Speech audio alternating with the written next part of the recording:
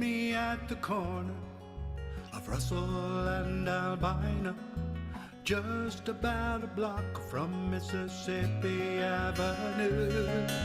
I'll take you to a house where they hang carpets on the wall, and if we go there on a Sunday, there's a song I'll take you through.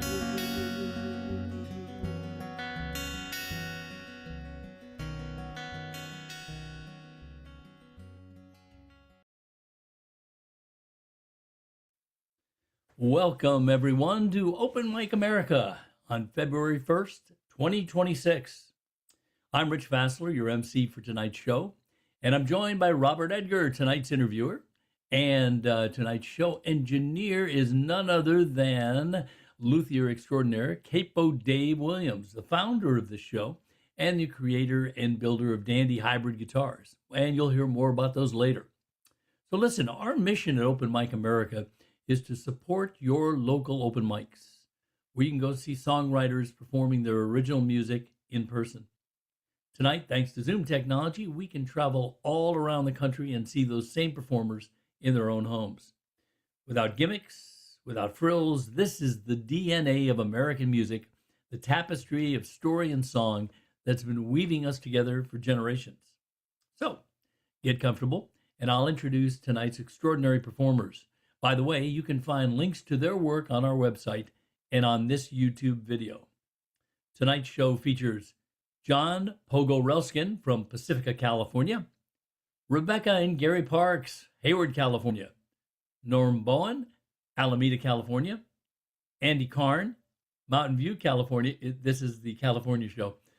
Dennis Roger Reed from San Clemente, California. Oh, but wait. Robert Edgar from Sunnyvale, California, and a couple of people who snuck in, Teeyum Smith from Chapel Hill, North Carolina, and Mark Bishop Evans from none other than Phoenix, Arizona.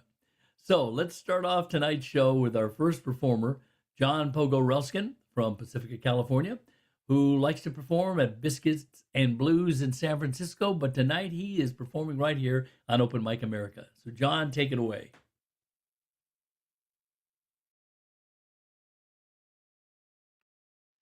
Thank you very much. My name is John Pogorelskin. I hope I'm pronouncing that correctly. And I'd like to say hello to all my millions of fans.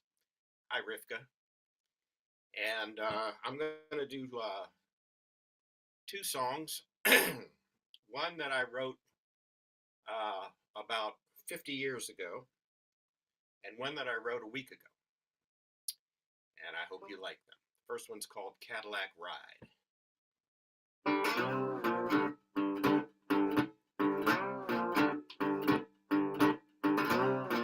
Got something to say that I just won't hide. I'm crazy about Cadillac Ride. Eldorado, Coupe de Ville. Ain't nothing beats that Cadillac thrill. You're driving around in a car, brother, and you're most dissatisfied.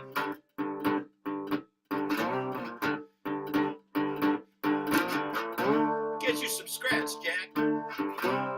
Get you a Cadillac Ride.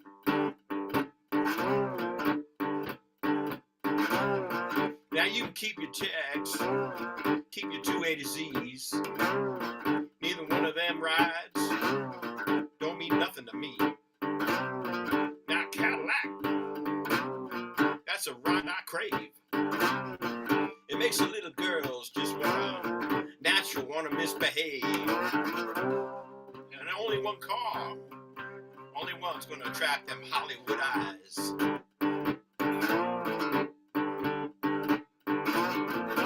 That's a leaning low, tuck and roll Cadillac Ride.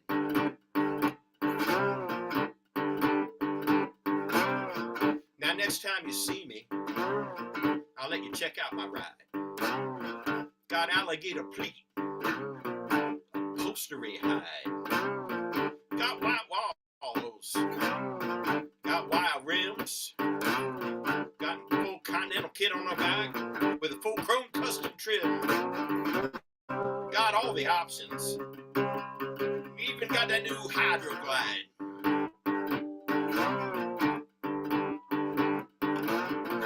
Y'all know what I'm talking about. Talking about my Cadillac ride.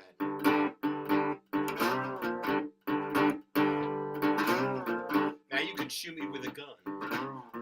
You can cut me with a knife. You can do whatever you want to threaten my life. I'll drink muddy water. Sleep in a tar paper shack. Just remember, keep your hands off my Cadillac. Because if you don't, it just might be a homicide.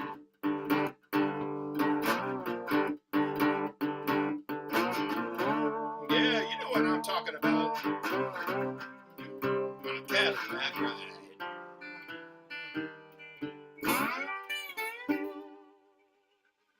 Yeah. How.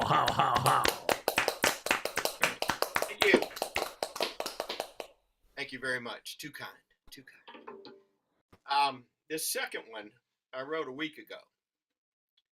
And it's called On the Streets of Minneapolis. I know what you're thinking. But I wrote mine before Mr. Springsteen wrote his. And I even put it on the internet before he did. And the problem is, he's been doing this to me for years, okay? About 50 years ago, I wrote a song called Born to Walk. A week later, he comes out with Born to Run, okay? Then I wrote a song called 9th Avenue Freeze Out. He's got to have 10th Avenue Freeze Out. I'm from Maryland, so I wrote a song called Born in Maryland. He's got to have the whole country, so he writes Born in the USA. Anyway, the man has a problem, you know what I'm saying? Bruce, you need help. I'm saying that as a friend. Anyway, here's my version of On the Streets of Minneapolis.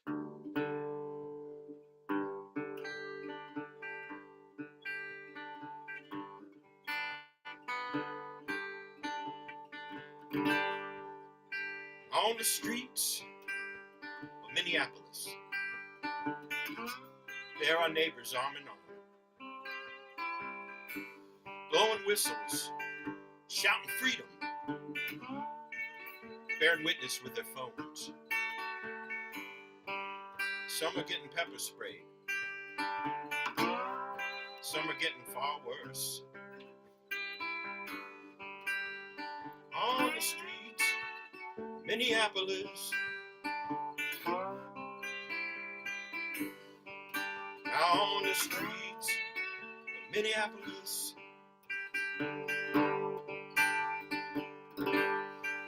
it can't happen here, they said. Not in a million years. We'll tell that to the families who have lost loved ones. Maybe it'll dry their tears. Maybe it'll wash the blood away. Wash it down the streets. Wash it down the streets of Minneapolis.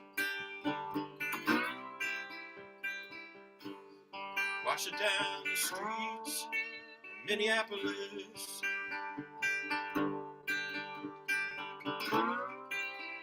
What has happened to my country? What has happened to its soul?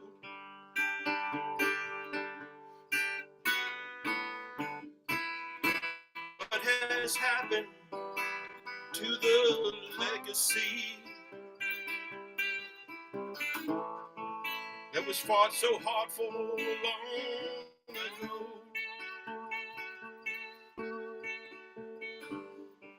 Well, there's a flame and it's burning in the heart of everyone. as they shout their battle cry of freedom.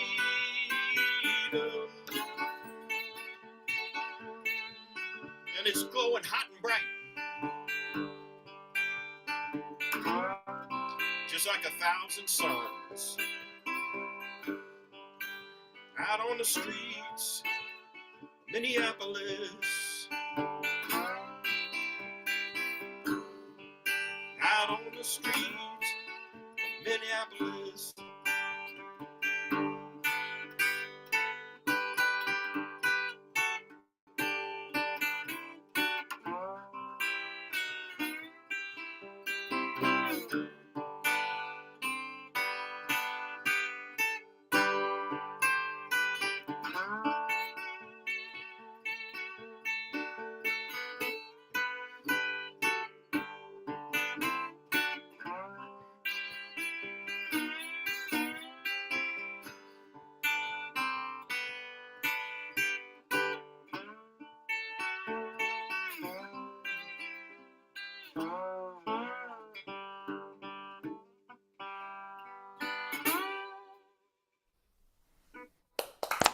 Very good one, John.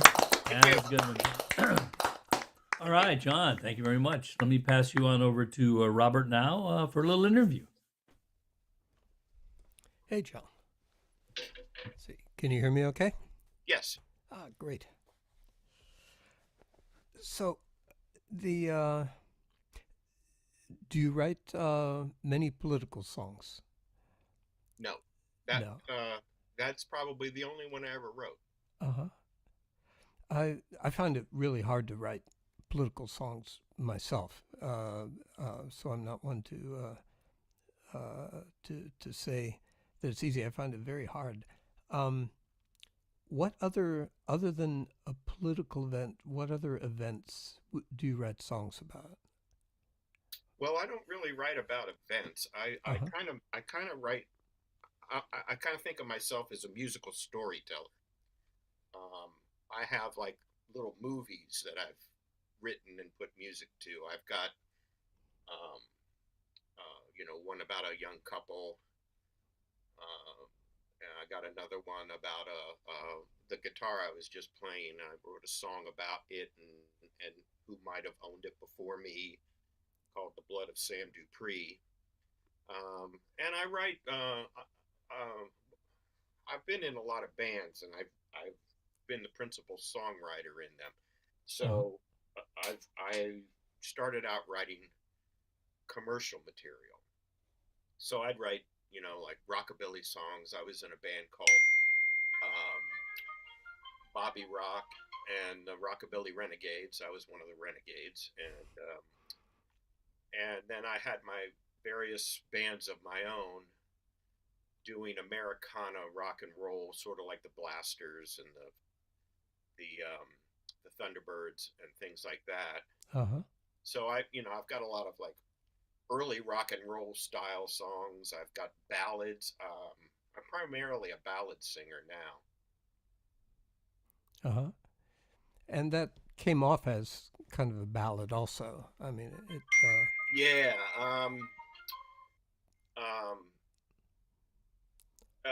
Yeah, definitely. And the only reason that I wrote that political song, usually I don't, but my level of anger got to the point where I don't really think I had a choice. I sat down and I wrote that song in like 35 minutes, and that doesn't happen a lot. Yeah. Sometimes it'll take me years to finish a song. Sometimes I'll sit down and I'll write a song in one sitting.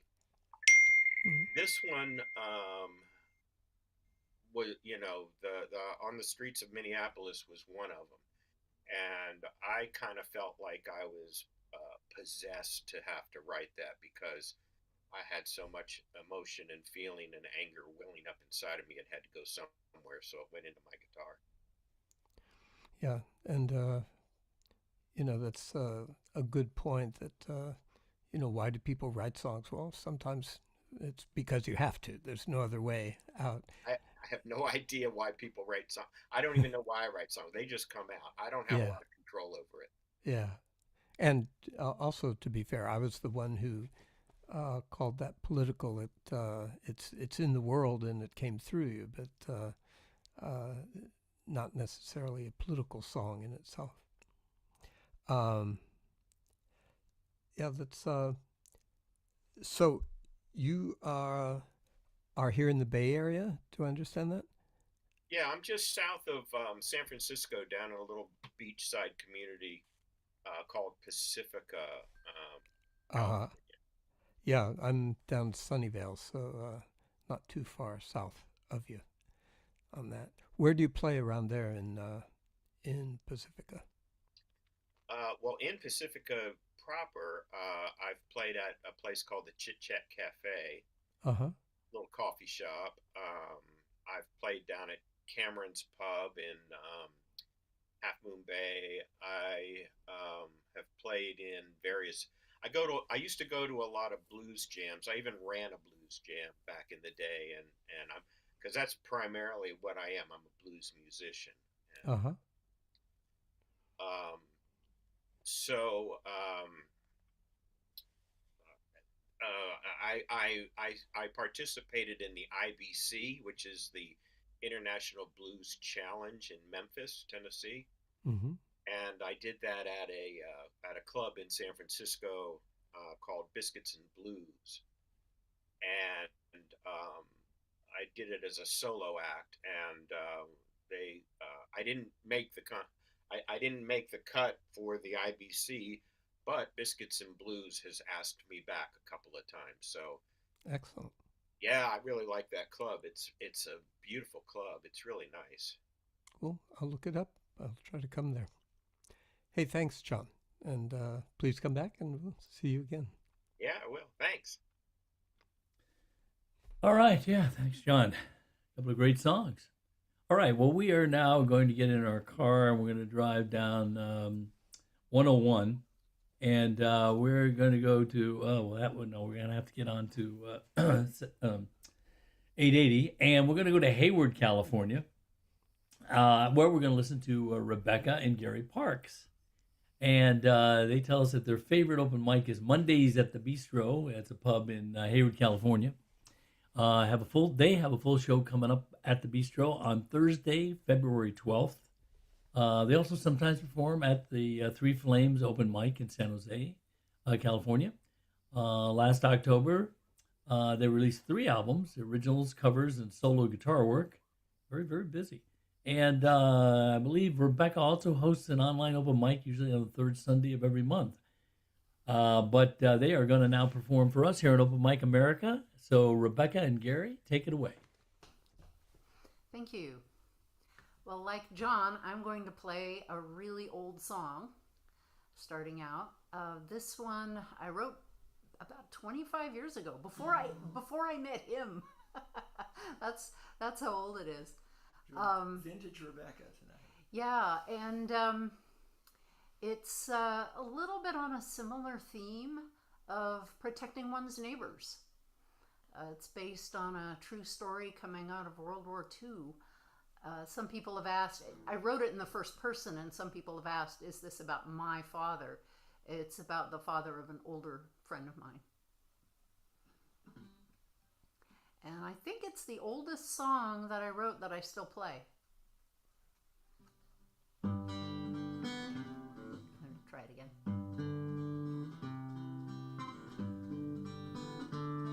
My father was a quiet man of faith and peace. He wouldn't stand against the Nazis and police who went around him when they charged the neighborhood. I said to him, we save ourselves, but don't do good. He said, there's a time and place to take a stand for what is right. Many things you do by day are dangerous at night. Trust me when I tell you, there are other ways to fight.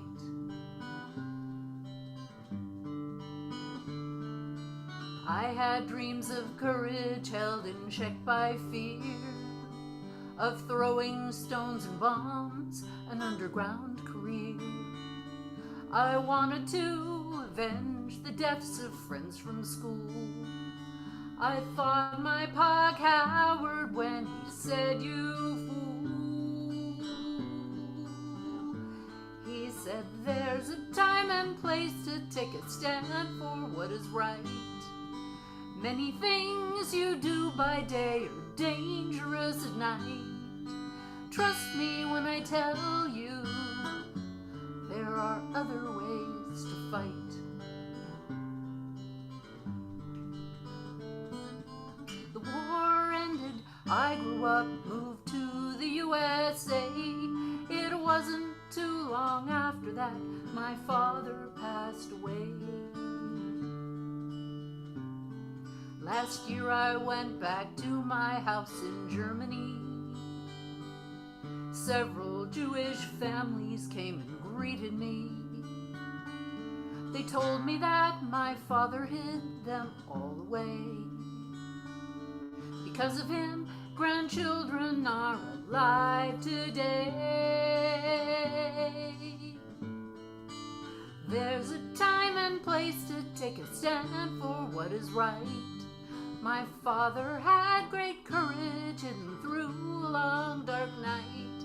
At last I see why he said, there are other ways to fight.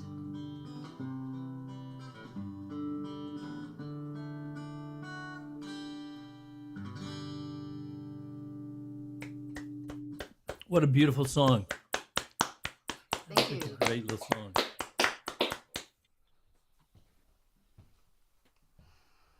And bringing Gary in, and this is and now for something kind of different. I wouldn't say completely different. I was inspired to write this by a trip we took to Egypt in 2005, and it's a really amazing place to be. And you know, a lot of the pharaohs built great monuments to themselves, full of ego and massive scale, but they also, in their tombs and temples, often boasted not just about war and conquest, but about how they protected their people. And so hopefully that's communicated a bit in here.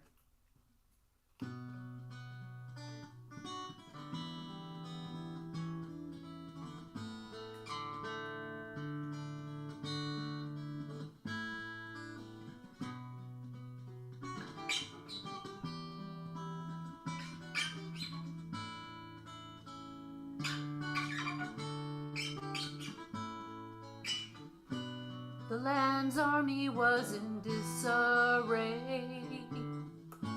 A young leader rose to save the day.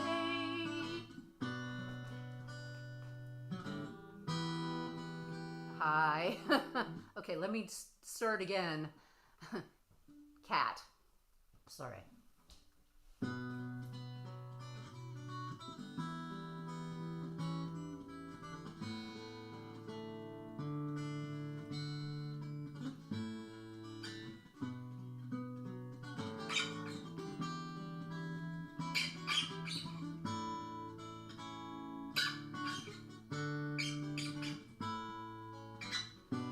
The land's army was in disarray. A young leader rose to save the day. Kept the villages from being burned. Made sure many mothers' sons returned. When the crops failed in a city's fields, he made other cities share their yields. He had wisdom in the people's sight, and his monument proclaimed his might. I will be remembered. Read my story, 'cause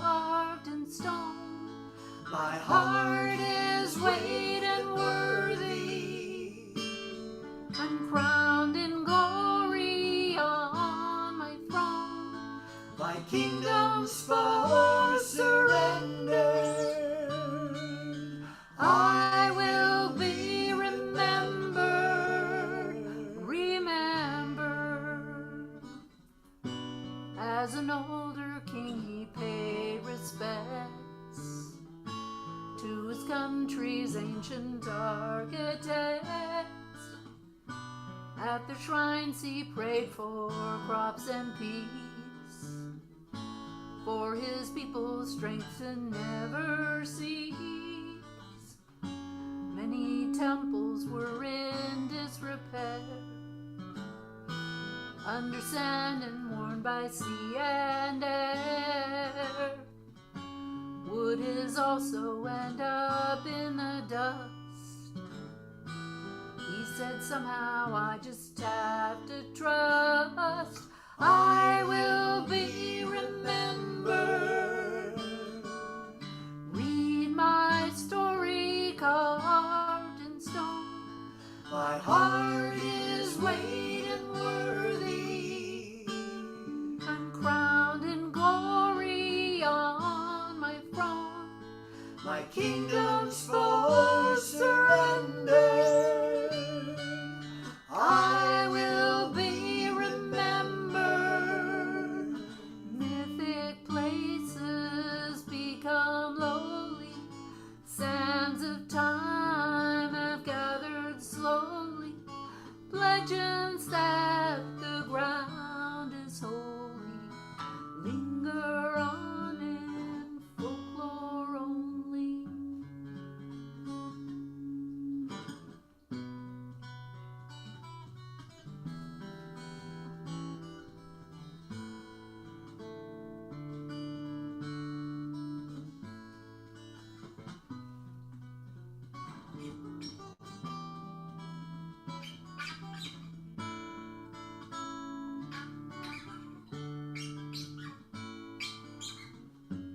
In the middle of a village square, sure that someone from the past is there. A young scientist removes the years, and the message slowly reappears. I will be remembered. Read my story carved in stone. My heart is weighed and worthy. I'm crowned in glory on my throne. I will be remembered. Read my story carved in stone. My heart is weighed and worthy. I'm crowned in glory on my throne. My kingdom's for surrender. I will be remembered. Remembered. Wow, beautiful song. Great Dude. song. All right, Rebecca and Gary, very very nice. Let me pass you on over now to Robert for a little interview. Hi there. Good to see you again Of course. and hear you again. Yeah. You're on the other side of the lake from me, but Yep. it's Yep. good to know you're still It's there. fine, he said. It's not all that far. No, as a matter Just of a fact. bridge away. Yep. That's right. That's right. Which is a bridge in itself. The it's interesting. You have two songs that are not about the don't have their source in the present circumstances, but resonate with it. Exactly. So that's a That was the different. intent. Yeah, that's a different way of resonating. It's interesting. One thing interesting about doing this open mic is that sometimes I have something that was written recently for that with the events also, and it's interesting how there are a couple lines that you have that I've got, and then others that are unique. So it's an interesting pivot. What have you been what do you think of the events right now, and how they relate to the music right now that's people are delivering? Well, it takes a similar degree of moral courage now as it did back in World War II. It's eerily similar in some ways. There are people who are in hiding because they're afraid of being deported. Yeah. And the deportation, before you get sent out of the country, you get sent to a camp. I mean, there's a lot of parallels. They say, I think it was Mark Twain said, history doesn't repeat, but it rhymes. Yeah. It's rhyming pretty strongly right now. If I can speak to something regarding, what we're going through today and ancient Egyptian culture. Egyptian culture was very, almost obsessed with the concept of order, which they used was a word. It was both a concept and a goddess called Ma'at. And its opposite was Isfet, which was chaos. Yes. And whenever Egypt fragmented, whether it was corruption in the priesthood or the royal house itself, the country would divide along prehistoric tribal lines, usually, which were families, basically, very old families. And they would try to reunite the country. And sometimes it would be the northern part of the country that would get the upper hand. Sometimes the south, sometimes there'd be feuding, and then it would get back together. And when the people felt that they were living under Ma'at, that was what mattered. Then you'd have a stable nation.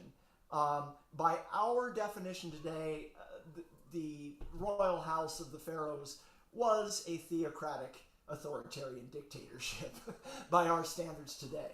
But there were areas in which the culture was more advanced than, by our standards, than other cultures around. For instance, women had a whole lot more legal rights. They could initiate divorce. They could own property. They could bequeath property, inherit property, and decide who the heck they wanted to marry. So, it was conservative and old school by our standards, but by the standards of cultures of the Eastern Mediterranean, it was actually more advanced. Yeah. There was also an Egyptian sage by the name of Ankh-Shashanki who said something that applies to our time. He said, when the sun god is angry with a land, he puts the fools in charge of the wise. Yep. Yes, well, we've hopefully the people we have here will not keep the fools in charge. Right. Perhaps Yeah. we'll have a. And I'm particularly worried right now because my dad and my sister live in Minneapolis. Yeah. They live in the area. And my sister's a school teacher, and some of her students have not been in school because they're afraid. Yeah, there's a moral challenge we have, and it more and more it overlaps and is invaded by a physical challenge. And that's a lot of what we're seeing right now in Minneapolis and, of course, other places too. That as that's the part of reality that is coming up. The white of the knuckles, I'm afraid, is what we're seeing. Thanks for singing and helping us think through all this. These are Thank you. these Thanks so are much. important times to have different axes that we can think across. Thanks. All right. Yes. Thank you so much. We are now making a journey from Hayward, California. We're driving north and we're going island hopping. We are going to hop over to the island of Alameda and listen to Norm Bowen, who performs regularly in person and on Zoom with the San Francisco Folk Music Club. He also performs at the Fireside Lounge in Alameda, California, and when in Paris at the Grotte Cafe. That's Cave Cafe. I thought I'd throw a little French in there just because I could. Anyway, Norm, take it away. Thank you, Rich. Well, thanks to Rebecca and to John before her for keeping us in the present. I did that last time I was here, and I'm going to take you in a different direction, different direction today than last time. If you've watched me on Open Mic America since I started a little over a year ago, you'll know that I write a number of family history stories, and the ones I'm going to sing for you tonight are self-directed, as I'm exploring high school, my experiences in high school, and trying to recover them. And I'm finding when I play both of these songs, the people, many young people today, cannot relate. Well, they can relate to the songs, but they can't relate to the experiences because high school is so different. And dating in these are both dating songs. Dating in high school is so much different. My kids, I don't think they really dated at all. They went out in groups, and I had no idea what they were doing. So I'm trying to recover what I think mattered about those times. I take them serious. I take these songs seriously because I think something about our character was achieved during high school, and we shouldn't forget it. So I grew up in Walnut Creek, just east of here, and it's a suburban town, semi-rural at the time when I lived there. And like every other suburban town in America, it had a place where boys took girls in cars and parked to talk about the world, and after they'd gone to the movies or whatever they had done previous to that. In Walnut Creek, and I think it's still the case, that the mythical place where parking place was called Castle Crest. And this song is a tribute to my high school class of 1966 at Los Alamos High, is also called Castle Crest. So here we go.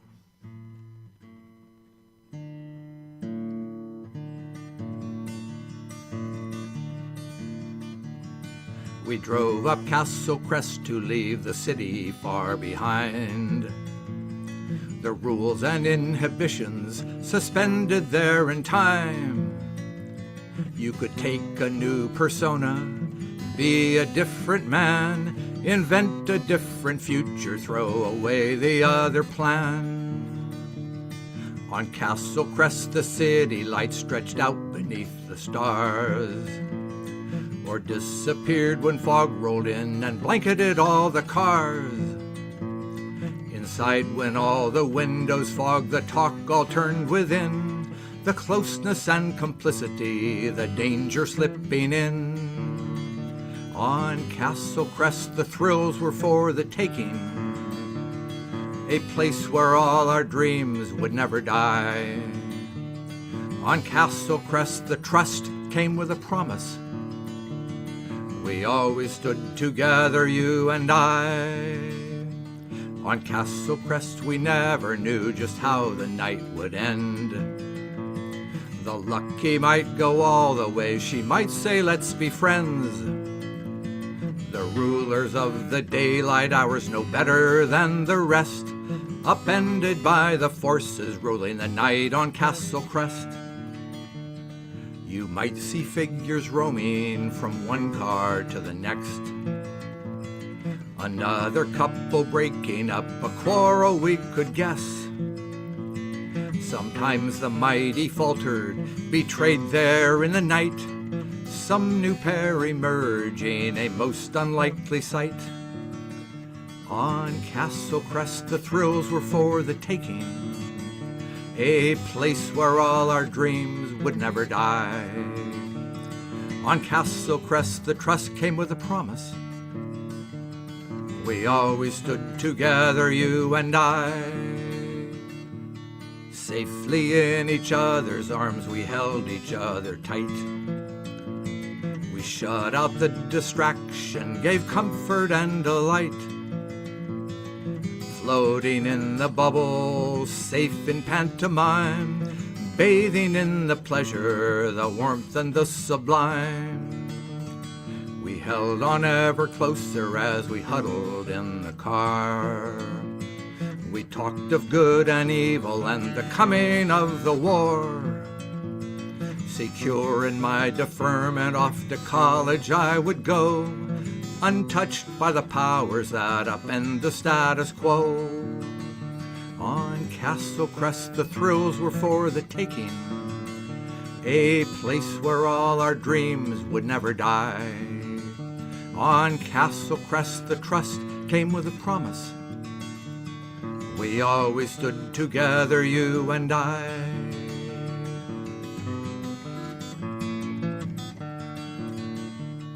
The rumor passed from car to car, the skateboard king was there. One by one the headlights lit the treacherous thoroughfare.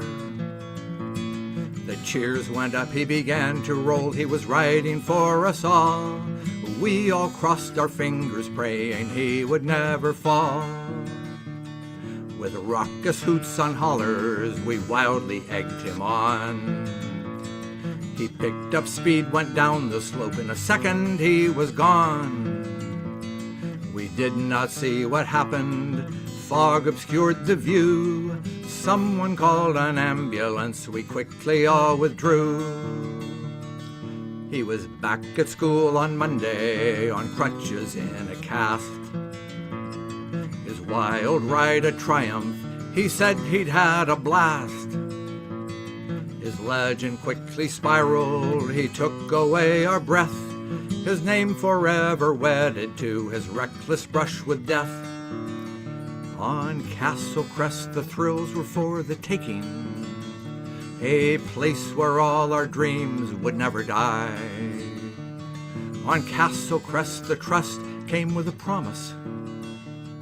We always stood together, you and I.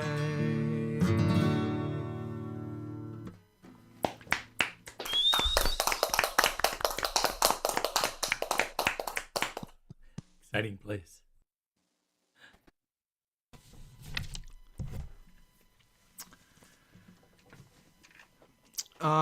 Those of you who are old enough may remember that in the mid-'60s, there were a whole raft of teen tragedy songs. Teen Angel, Leader of the Pack, Dead Man's Curve, Tell Laura I Love Her, The Last Kiss. All about the dangers of guys taking girls out in cars. And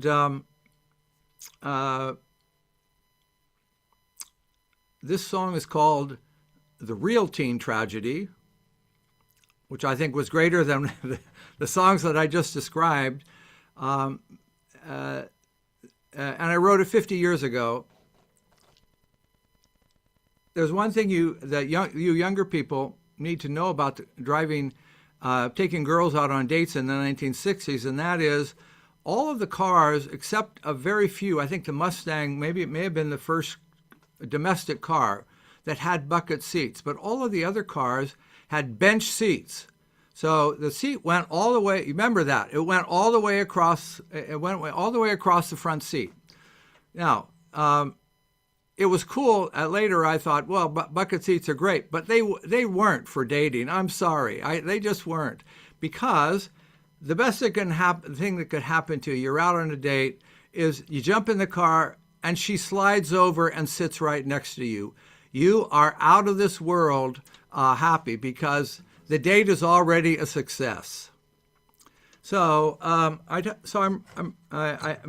tell you that just because I know some of you are old enough, but many of you don't remember bench seats in cars, and it's necessary to understand what's going on in this song, which is called The Real Teen Tragedy.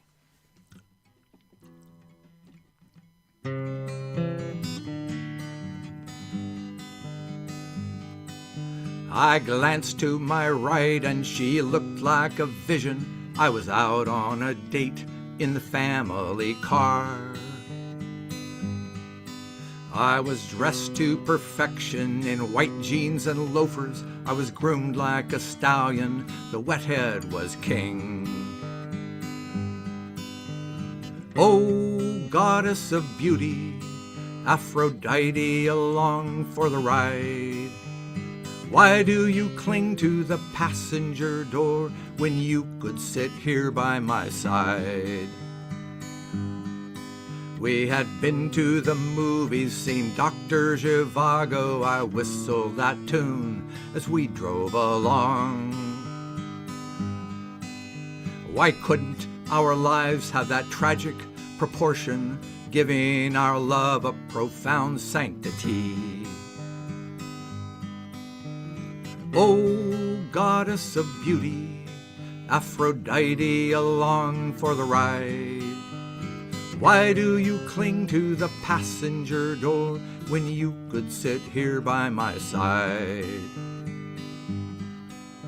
I screwed up my courage, but my voice did betray me. I shielded my eyes from the oncoming lights. Would she slide over by me, put her hand on my shoulder? Would I dare to embrace her and kiss her goodnight? Oh, goddess of beauty, Aphrodite along for the ride. Why do you cling to the passenger door when you could sit here by my side? Then out of the darkness it sounded like thunder. My eyelids flew open. I started to wonder. It wasn't a truck. We were alone on the highway. The vinyl upholstery could not be accused. No, there was no mistaking that sound when it started. The ideal creature beside me had farted.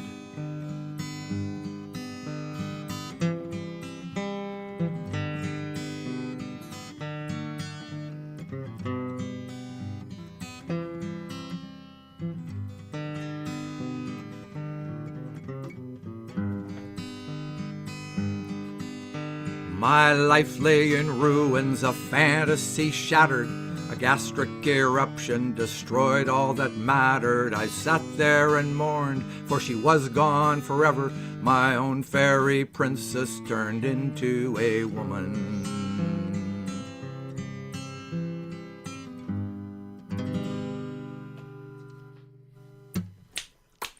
A tragedy, real tragedy. Thank you, Norm. That is the real teen tragedy. It is a real teen.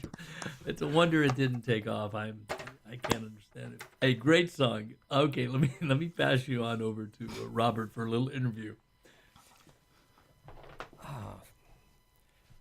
What a fall it is to become an adult. Huh? Well, I'm exploring the high school days. It's only my 65th high school reunion is coming up this summer. I don't know if there are enough people left. Maybe we'll to have the reunion. But I thought of them when I was writing this, and I thought of the girls that I went out dating with, and I really insisted on in this song on the solidarity that existed between boys and girls in that situation, relative to their parents, relative to their school, and lots of other things. And I just learned so much from those experiences, and I feel that I'm a better man because of it. Yes, both of these are about personal spaces with early teenagers just before or as they edge into adulthood, as they right, absolutely, other, right? Yeah. This is that's exactly the time, because you couldn't drive until you're 16, and so liberation came when you could drive, and so yes, it was definitely a time, as I expressed, in my song this time, it was the beginning of the Vietnam War. We knew what was coming. I used the skateboarder as a metaphor for the war because I had people who went off to Vietnam the next year and got killed. So it happened. I got lucky because I went to the university, and I rode my I rode my deferment through to graduate school, and then I found a doctor who thought I was not physically fit to serve and got out of it. So, but not everybody could. Not everybody could that, even if they wanted.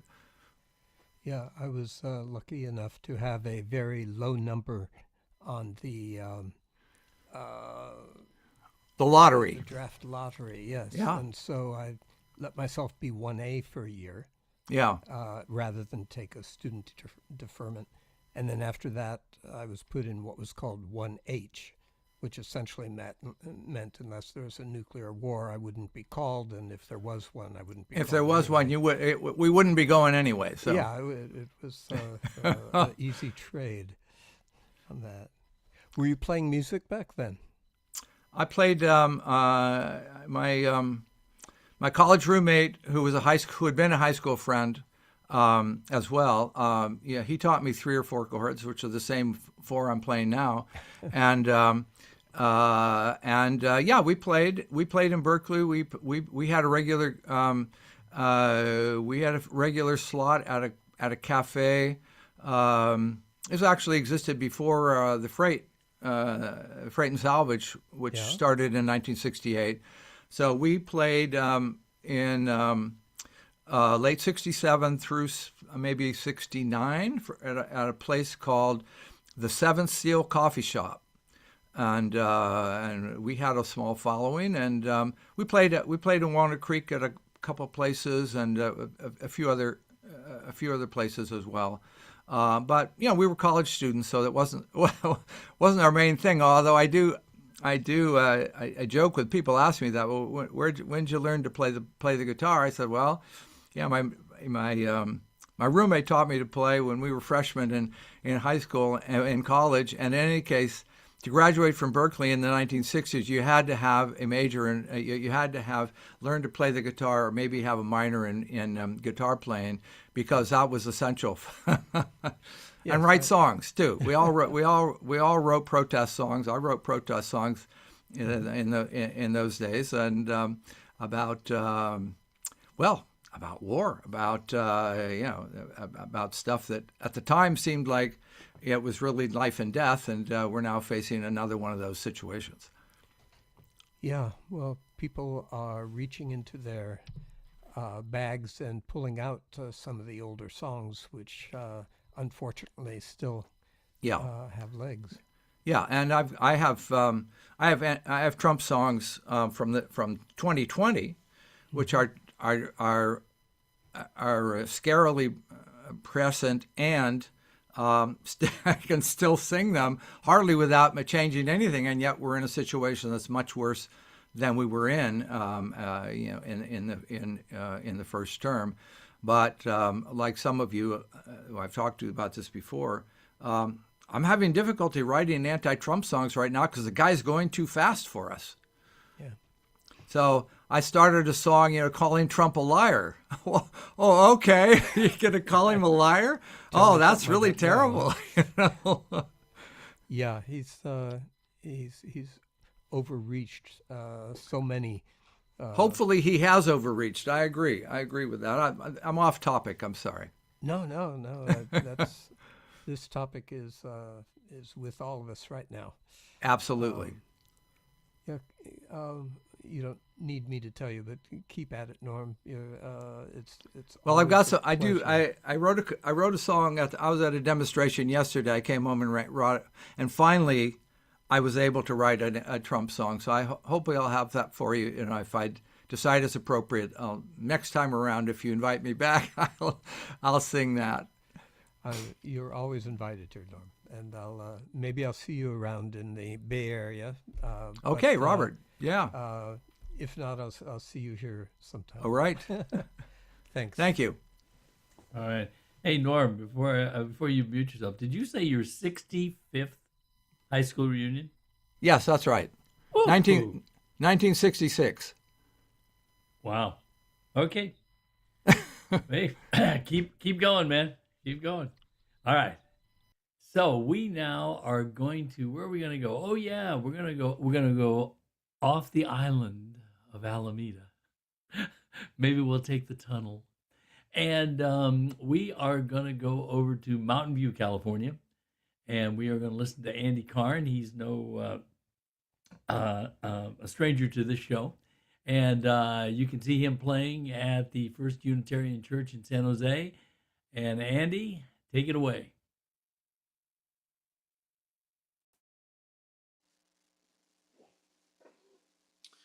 Hi. I have a couple of new songs.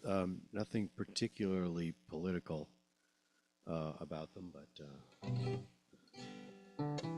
I have all those songs too. But frankly, I'm sick of them because, you know, it's all still here. So, okay. Anyway, so these are new songs. The first one I wrote is called Taco Mama.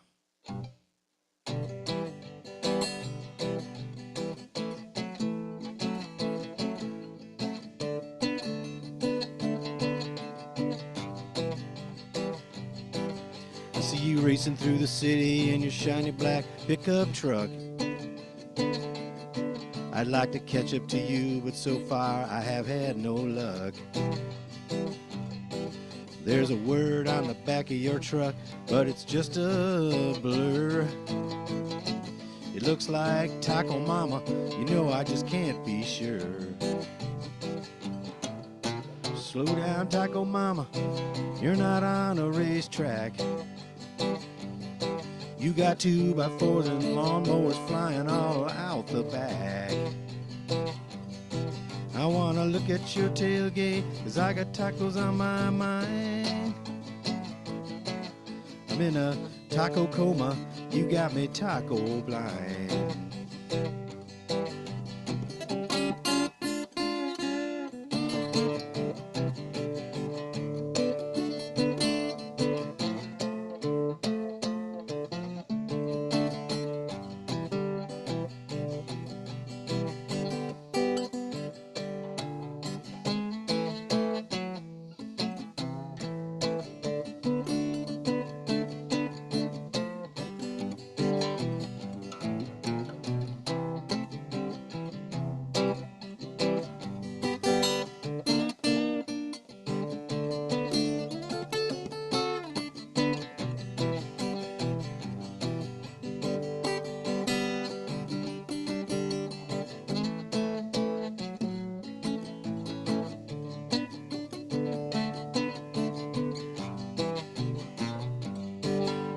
Hey, Taco Mama, saw you again today. We were stopped at a red light, but too many cars were in the way. I tried to read your tailgate, but couldn't get close to you. It might say Taco Coma, but really I got no clue. Hey, Taco Mama, you're not on a racetrack. You got 2x4s and lawnmowers flying all out the back. I wanna look at your tailgate, 'cause I got tacos on my mind. I'm in a taco coma, you got me taco blind. Hey, Taco Mama, you got me taco blind. Whew. Yeah. Great song. All right. The other one is part of my effort to write as many songs about Wisconsin as there are about Texas. And it's going to take me a while, but here's another one. It's called Beaver Dam Money. It's about a little town on Highway 151 in the middle of Wisconsin.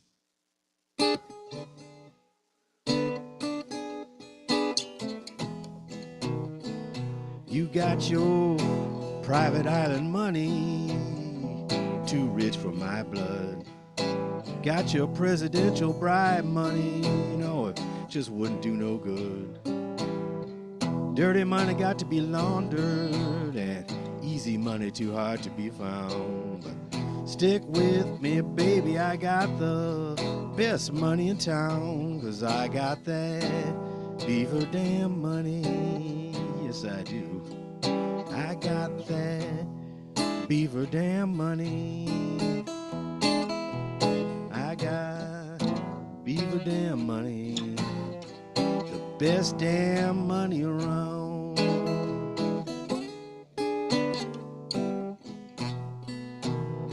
In Chicago, I'm a minnow. Swallow me up whole.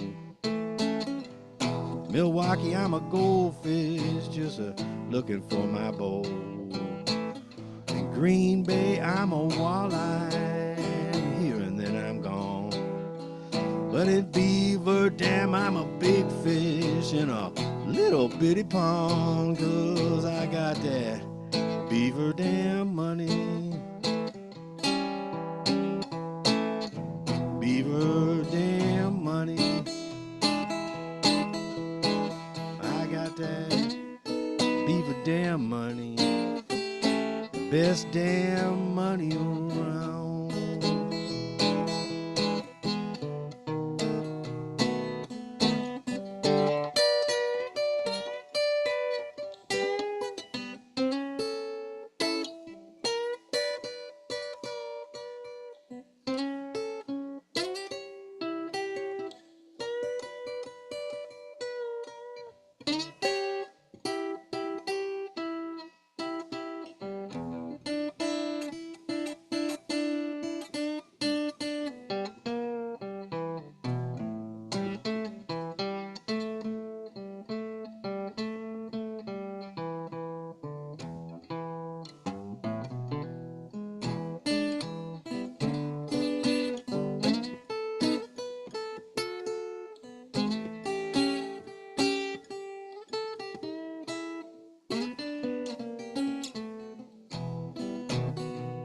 Well, I don't look like Mr. Big Stuff, no fancy car to steer. Ain't no hoochie coochie man, nobody knows I'm here. Don't wanna be no king bee, a buzzing all around. But you don't want to mess with me in a certain little town, 'cause you know I got that Beaver Dam money, yeah. I got that Beaver Dam money. I got that Beaver Dam money. Best damn money around.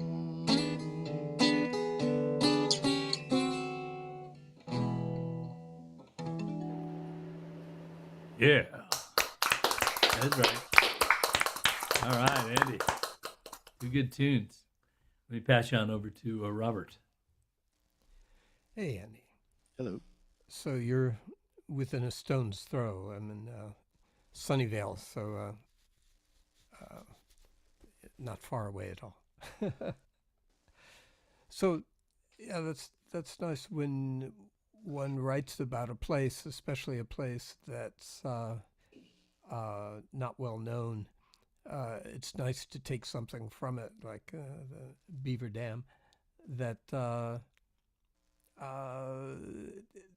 that brings a new aspect of it in to commerce, to go there, as opposed to something that everyone already knows.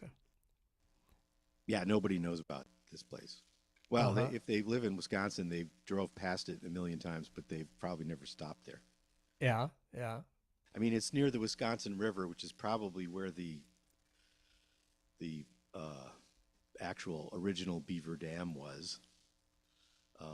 There's no reason to have a town named Beaver Dam in a state with that many actual beaver dams. So, without actually having one, it doesn't make any sense. That's right.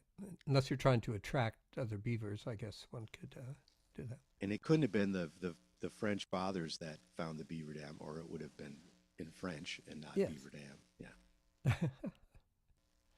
How long have you been in California? Since 1981. Uh-huh. So really most of my life. But, Uh-huh. I go to Wisconsin once in a while. How else am I going to get the flu? Ah, that's right. And and mosquitoes too, I believe. I love the mosquitoes. Yeah. Well, they were so boring when I was a kid, but now you can get West Nile virus and all this other stuff. There's another one they have now, so you can get like real tropical diseases there now. It's great. It's cool. a paradise. Yeah, it brings it out. I moved here from Florida, and the mosquitoes here were a joke.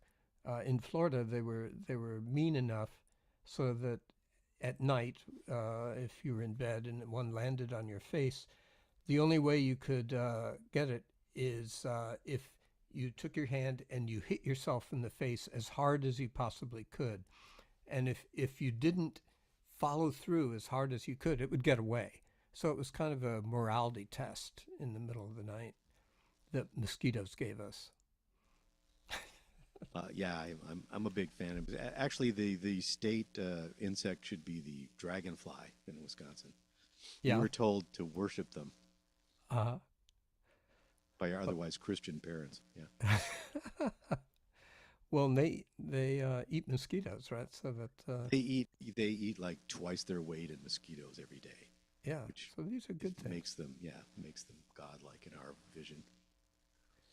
What things around the area here are you finding to write about? Oh, what? Yeah. I have a bunch of songs about these people that we have around here that don't have houses. I know it'll come as a big shock to everyone to hear that there's some people don't have these multi-million-dollar bungalows. So I've written a bunch of songs about them over the years. Yeah, I like, I've written about the waterways. I've written about, what have I written about? I've written about bus lines. I've written about the traffic. So, lots of stuff. What have you written about the waterways? Well, I wrote a song called "The Streets of San Francisco," where I urge the San Joaquin and Sacramento rivers to come and cleanse the city.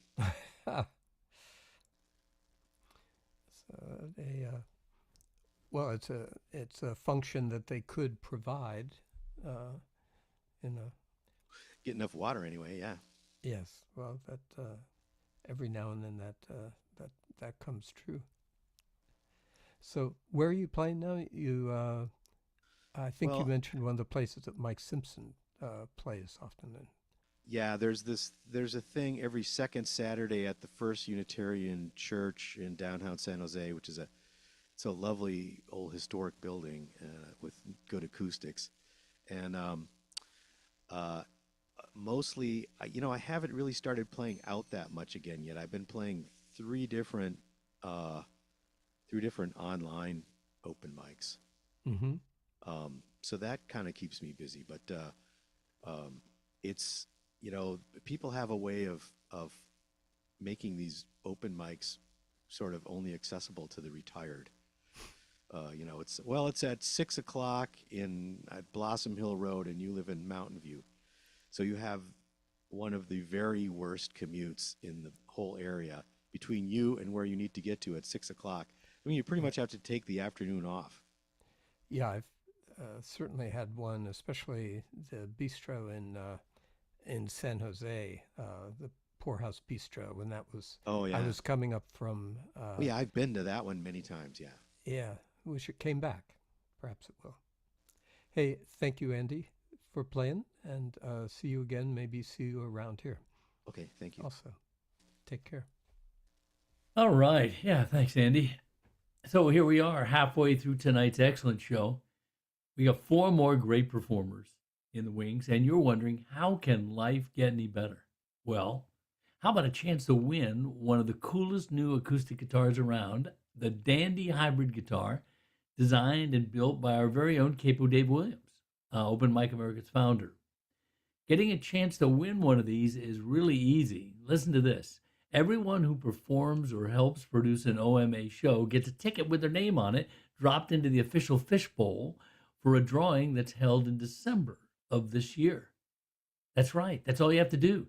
Just perform online on Open Mic America, or help out as a host or interviewer, and you could win your very own handcrafted Dandy hybrid guitar. A couple of months ago, Tom Cooney from Pennsburg, Pennsylvania, became the latest Dandy guitar winner, joining past winners, yours truly, and Bet Paget. And in case you're asking yourself, what is a Dandy hybrid guitar? Well, it's a beautiful acoustic guitar. It's unique in design, and that projects a very distinctive sound at considerably higher volume than flat top guitars. And I think we've got Capo Dave, available here to give us a little more info about these special guitars. Dave, are you there? Thanks, Rich. Yeah, I'll do a little commercial about my Dandy guitars. It's going on 5 years now that I started developing these guitars, and I recently finished number 44, and it's mahogany, back and sides, spruce top. The thing that gives a Dandy guitar its strong projection, and I believe Rich is going to be playing his Dandy tonight. The thing that gives the Dandy guitar really strong projection and very clear, crisp notes is just by accident. When I started to develop the guitars, I started to push the soundboards into a 16-foot radius, which is about double the rise of a conventional flat top guitar. That was one thing, so it's got a higher dome. And the other thing is that the fingerboard is floating. The fingerboard is not connected to the body. Okay? Flat top guitars, there's a connection there. It's glued on. Not necessary with the Dandy because of the way the neck is connected with a tenon and bolts. So the body has more ability to sound because doesn't have something glued on it. So those are the two big things that contribute to the strong projection and tone of the Dandy. The other thing that I've done with these guitars is I've arranged the string layout at the top is the same as the Selmer guitars that Django Reinhardt played. There's no nut. There's a string guide and a 0 fret. The effect is the guitar always feels very springy, kind of like the way a guitar feels real springy and easy to play when you put a capo on. Feels like that all the time. So that's just briefly what sets the guitars apart. The next drawing is December 20th. Good luck to everybody. Everybody that plays on the show or hosts on the show gets a ticket in the fishbowl. So good luck to everybody. I'm hearing some great music tonight, and I'm looking forward to the rest of the show. Thanks a lot. All right, thank you, Dave. And Rich isn't going to be playing his Dandy. He played that last time. Maybe Robert will play his Dandy. We'll see. Oh, Robert. There you go. There we go. Hey, so listen, whether it's an open mic, a circle jam, a campfire, an open boxcar on a moving train, or a No Kings demonstration, a Dandy hybrid delivers. And you can learn more about Dandies and hear them played on the website dandyguitars.com. And a link will be placed in the YouTube chat, and you'll find a link to Dandy hybrids at the bottom of the openmicamerica.com homepage. So come on, perform and or be a host and win yourself your very own Dandy guitar. I can tell you, as a Dandy guitar player, it's a great guitar. We are now staying in California. Is there anybody else in the world out there playing? We're going to stay in California, but we're going to go to Southern California, down to San Clemente, California. We're going to hear Dennis Roger Reed. He performs at the virtual open mic at Fiddler's Crossing regularly and the Far West Campfire occasionally. And tonight he's playing here on Open Mic America. So Dennis, take it away. Thank you. I've got a new CD coming out in a few weeks, and this is the title cut.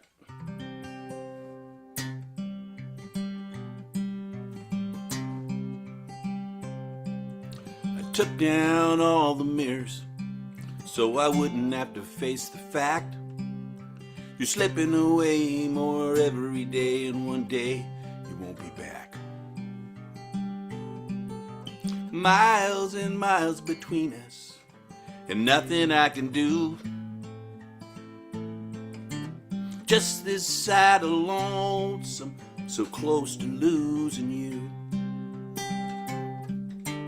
Just this side of lonesome, there's a place that I call home. Not too far from heartache, where a man can be alone. Sometimes I get lost, like lovers often do. Just this side of lonesome, so close to losing you. We're just outside of heartbreak, the teardrops always start. Day to day is the only way to ease this aching heart. Waiting for the courage to admit that love is through. Just this side of lonesome, so close to losing you. Just this side of lonesome, there's a place that I call home. Not too far from heartache, where a man can be alone. Sometimes I get lost, like lovers often do. Just this side of lonesome, so close to losing you. Just this side of lonesome, so close to losing you.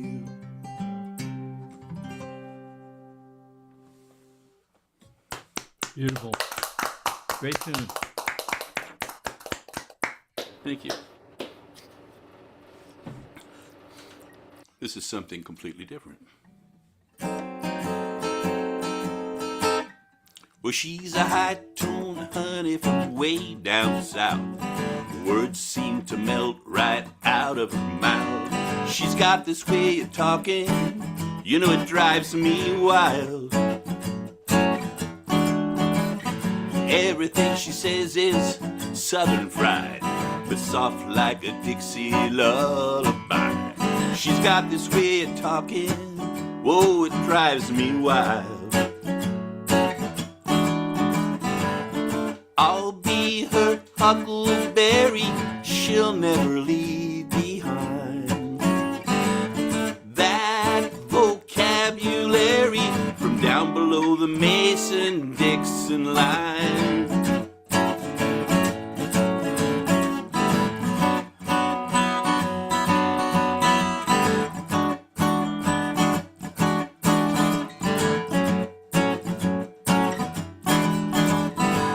With that vocabulary, every little lie rings true.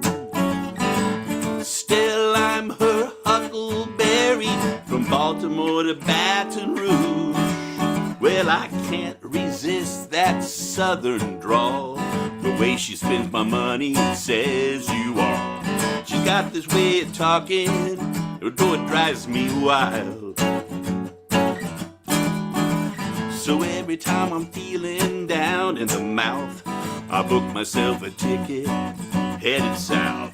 She's got this way of talking, whoa, it drives me wild. Yeah, she's got this way of talking, you know it drives me wild. All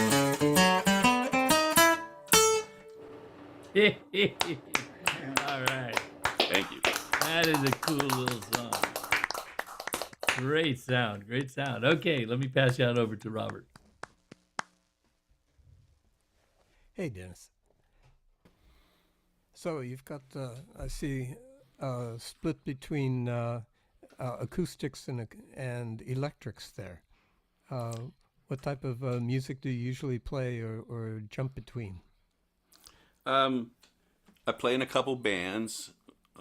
One band's called the Frozen Burrito Brothers, and we play country, but kind of very eclectic with a lot of R&B, and there's another songwriter in the group, so there's a lot of original material.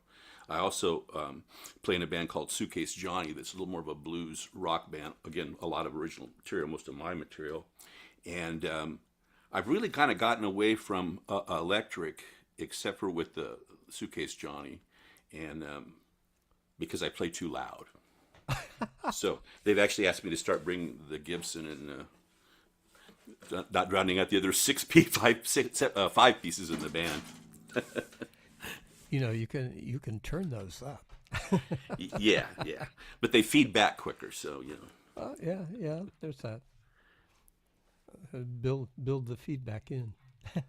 Well, and then I have one of those Fender Highway series. It's about that thick, and that's it's a lot like a solid body, but it also has a very acoustic sound. In fact, when I was recording this CD, I was able to convince the engineer to record one song with that with a running and direct, no microphone. Yeah. And you really can't tell the difference between the other songs where I was using this Gibson or another acoustic.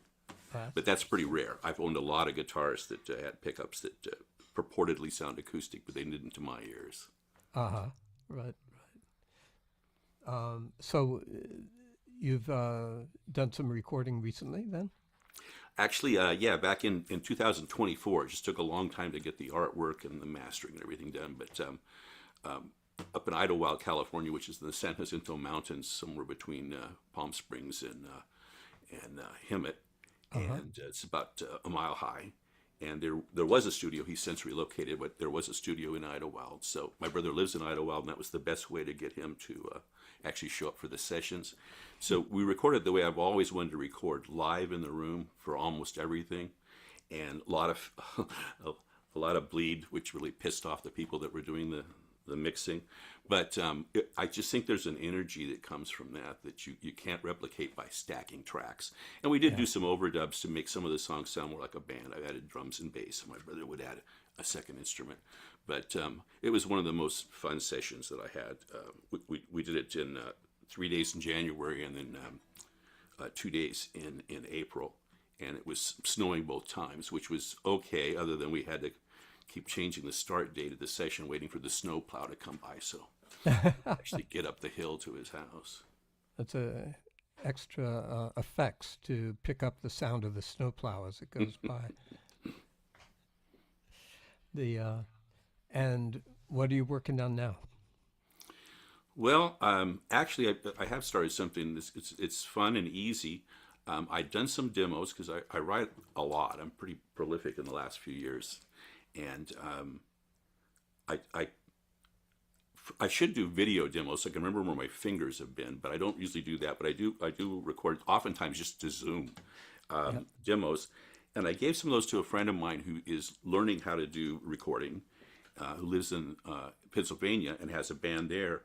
And he and his band have been adding tracks to my demos, and he's become very, very adept at this. He splits my demos single track into 2 tracks so that he can EQ the guitar separate from the vocal, and adds harmonies and other instruments. So we've only gotten 2 or 3 of those done, but it's kind of exciting. It's a little different for me. I've never recorded and had synthesized strings and stuff in the background.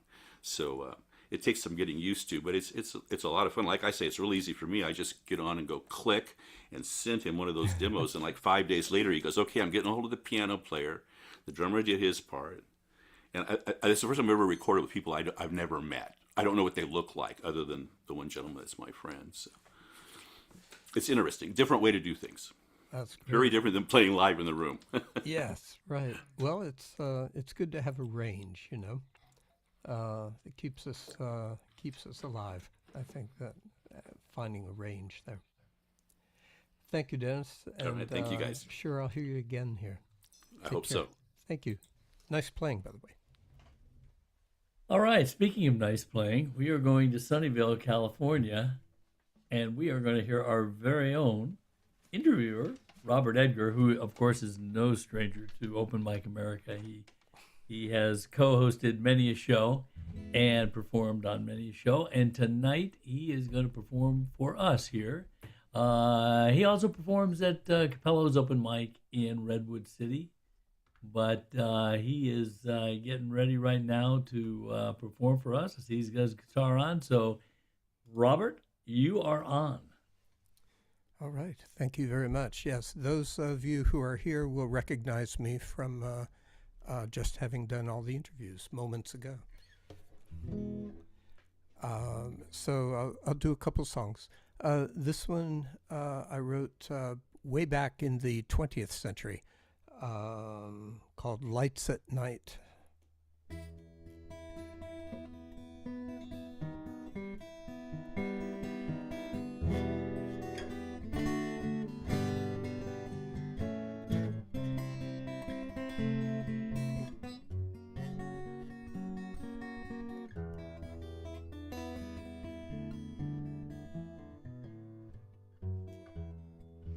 Lights at night,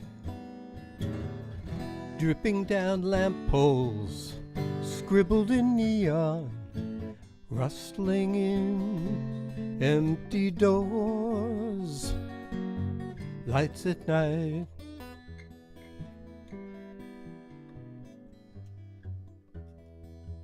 lights at night, flashing at railroads, smoking in headlamps, scraping asphalt roads.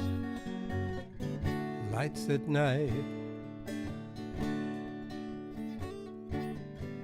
silent in parking lots, glancing from windows, heating wet tree leaves, shouting through store signs, shivering in galaxies in your eyes.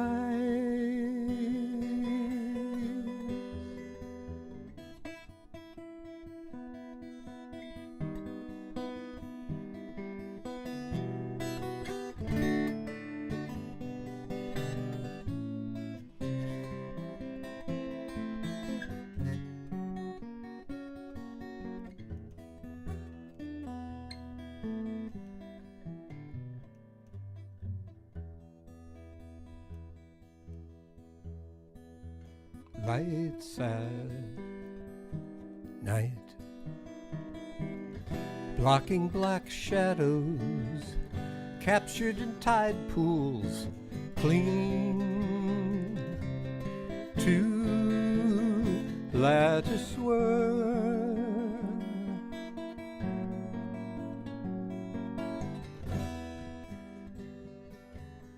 Gently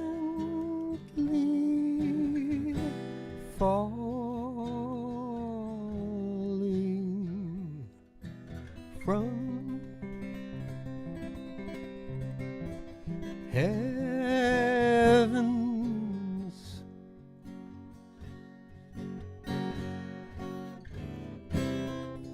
liquid in the scrim of your hair's halo.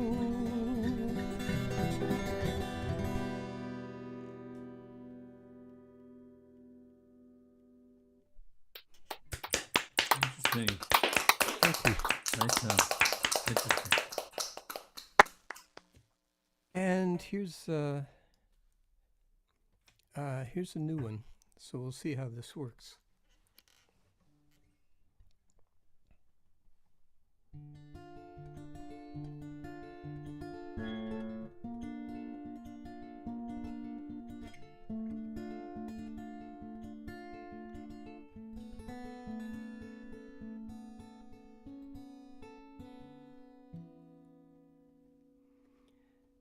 There's a street where people are walking, and it's called the jail where you live. One end has a fuse on it, the other has a stolen kid. Anxious mothers, don't you know, all the people with the keys to your door. When you turn off the porch light for the night and you write your prayers on the floor, there's a big warehouse near the border, and If you lost, well, that's where you went. And you wore tort pants and bandages and a hat from the president. How screwed are you, don't you know? All the people with the keys to your door. And you want to sleep, but the light's left on. All you get to lie on is the floor. I thought today, just today, what my mother said to me, take care of each other.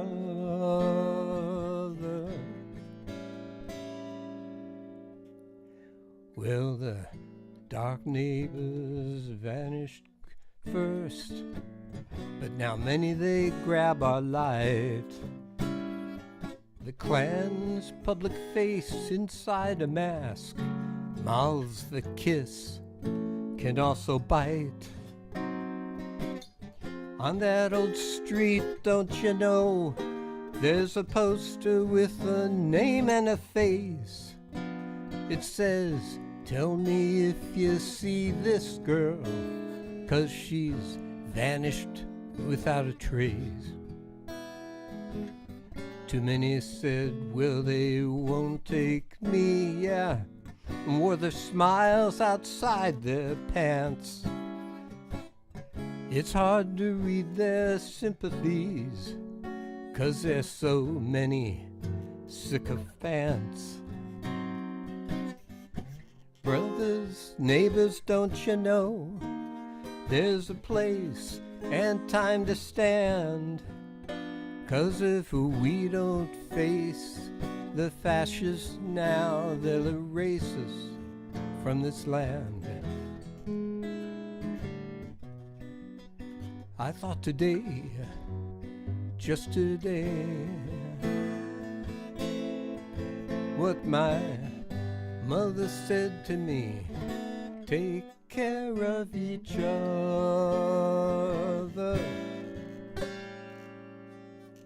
Well, I remember my streets with the frozen snow, holding not just Iceman's tracks, but also people holding positions, and the neighbors who had their backs.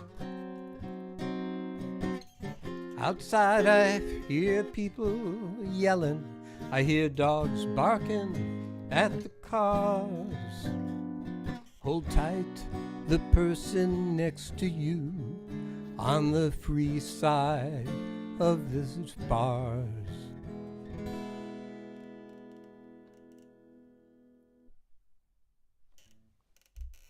All right.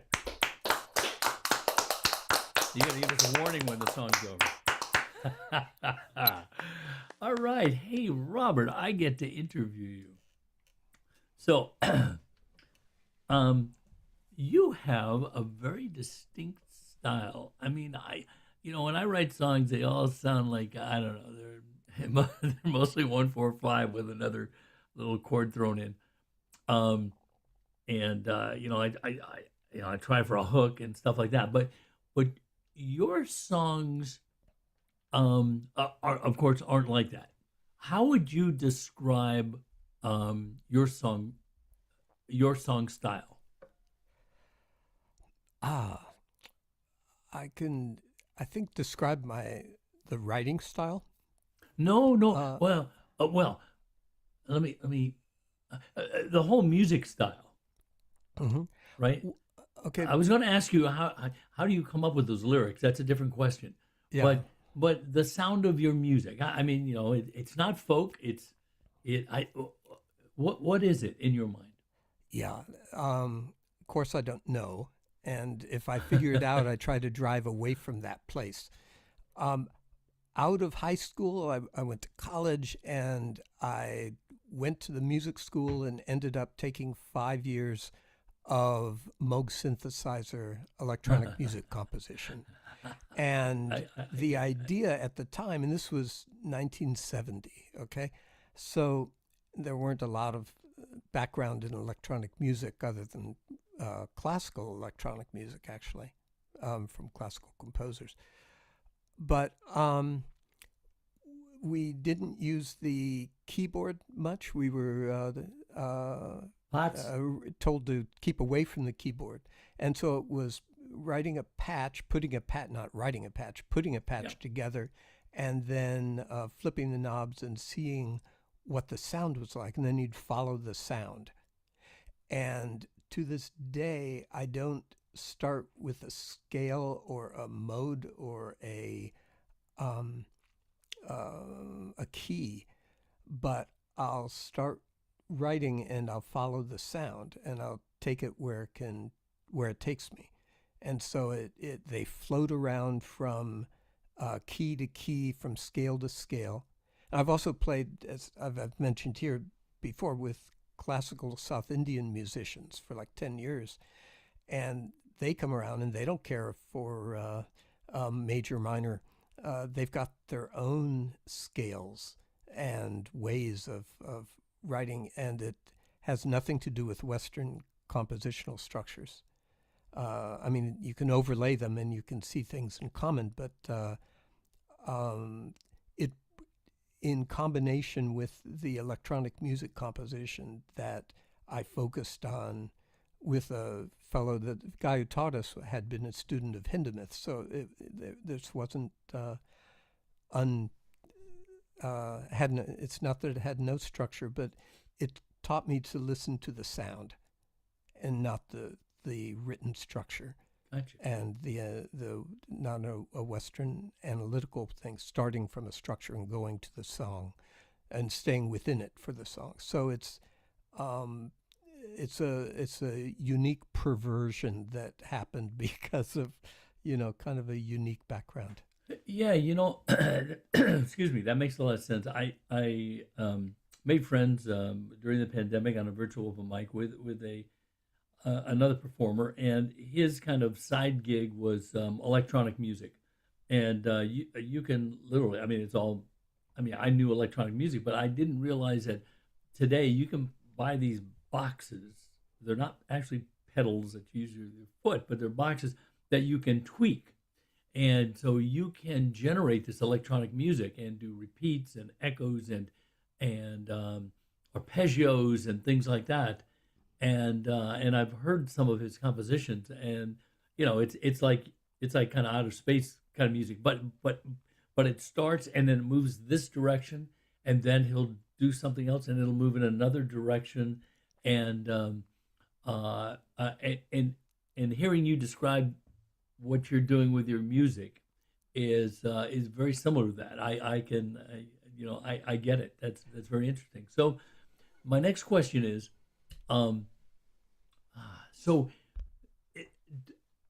do you follow this tune around wherever it goes and then come up with the words? More likely, I start with the words, and and then I come back to it to compose the music. And I'll compose as I go, and I'll write the chords down and try them out and record. I record very early in the process, and cycle and repeat and repeat until and iterate until I find that it's okay. There's and it's kind of the opposite in some ways of some types of jazz, not all types, but some types of jazz, where you say the first thing that you do is the best and most intuitive. And my thought is the first thing that you do that's most intuitive is actually the most habitual. And so if I hear something play back and I hear a 1-4-5, I break it and get it until it's not that way. Interesting. So that's again just idiosyncratic. I don't feel there's anything wrong with it. I have plenty of songs that are 1-4-5s, but if I'm going to do something, I figure it should be unique, and if I can do that, because everything else, why else have it exist? It should have a place of its own. So, just one final question. Do you play? Are these songs played the same every time, or do they kind of change each time you play it? I tend to play them the same way, but I also tend to play with other people who I play with over a period of time, and so I'll warp the song and let them play whatever they want, and then I'll warp the song toward them. Is it, it's a long-standing reality to try, if you play with other musicians, try to find musicians that are better than you are, and that's never been a problem for me. But I try to let them come in and have their way with the song on that. Interesting. All right. Well, hey, thanks for sharing with us tonight. Very interesting songs. And I will now hand back the interviewing control over to you, and I'll go back to just being I'll the put the my MC. guitar down too. All right. This, by the way, is dandy. one of Dave Williams' dandy guitars. It's a lovely, absolutely lovely piece of. Yeah, it sounded great tonight too. All right. So guess what? We are leaving California. Yeah, we're leaving California. It's about time. It's about time, damn it. Because we are going, I think that voice, that was Teeyum Smith from Chapel Hill, North Carolina. There he is. He's up there. Hi, guys. How you doing? Yeah. He performs open mics at Cersei in Burlington, North Carolina on the first Thursdays. Tuesdays at Yonder Bar, Hillsborough, North Carolina.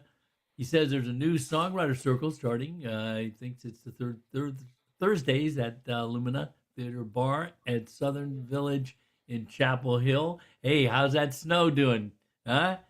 Yeah, we're pretty locked in. It's panic in the streets. Oh yeah. No bread or milk in the stores. All right. Well, listen, we'll let you play your songs now, since there's nothing else you can do with all that snow.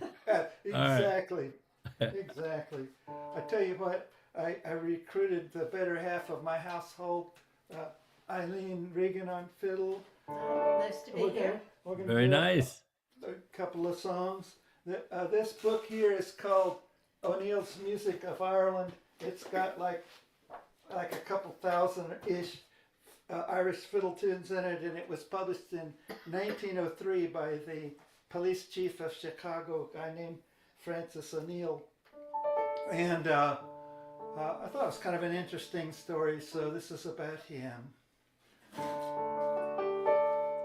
2, ready, go.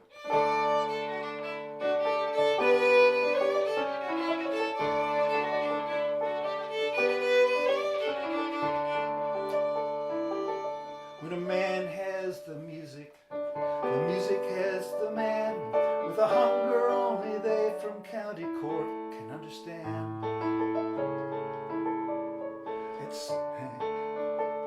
At 16 years your parish priest took your tunes away.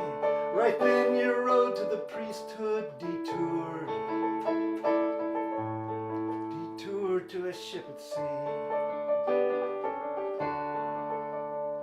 By 21 your flute and you sailed the whole world round, surviving storms and broken bones on your way to the windy town. Your first days as policeman took a bullet deep inside, and like the music in you, you carried it all your life. Big Frank, you threw the book at us, the book at your command. Big Frank, you threw the book at us, and surely it was grand.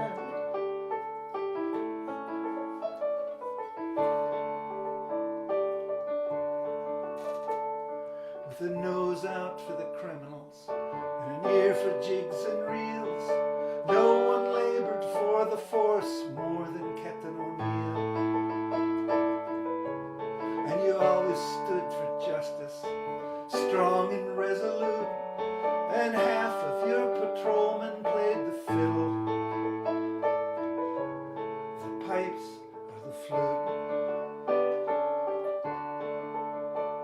Big Frank, you threw the book at us, the book at your command. Big Frank, you threw the book at us, and surely it was grand.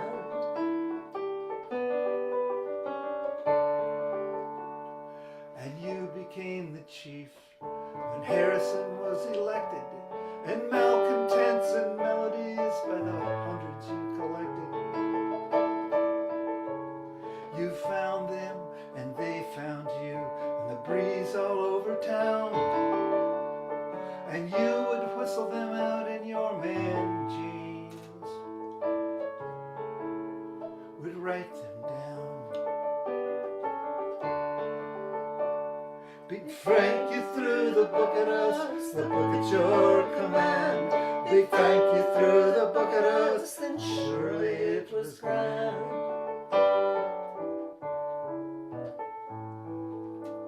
And that book has more tunes than a barman has pints, than a dancer has steps, than the stars up in the sky.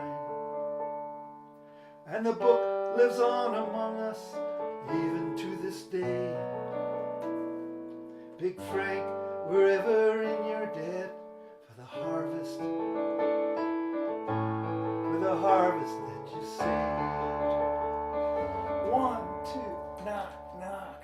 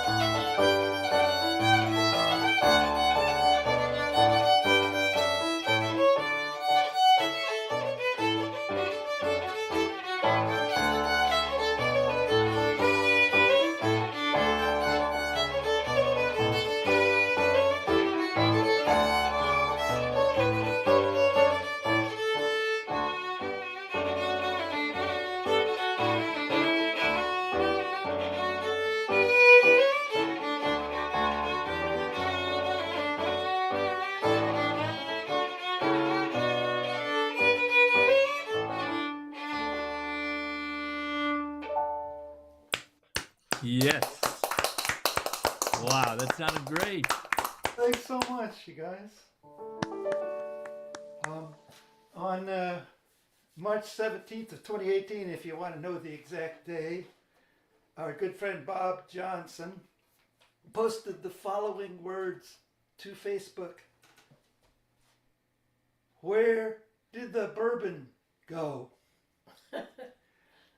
Seemed like a songwriting prompt in heaven, didn't it? Too late? Yeah. 1, 2, ready, go.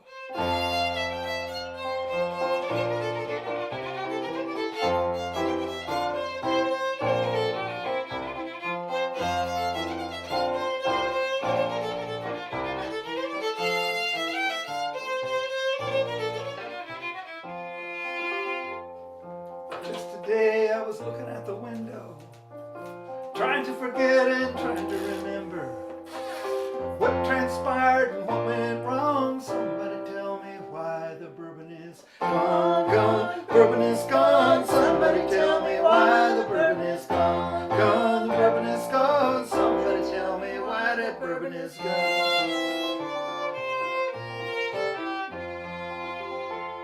Well, just yesterday it was a full bottle, and I didn't think I was going full throttle. Shameless rhyme there, wouldn't you say? But the fifth is empty on my front lawn. Somebody tell me why bourbon is gone, gone. The bourbon is gone. Somebody tell me why the bourbon is gone, gone.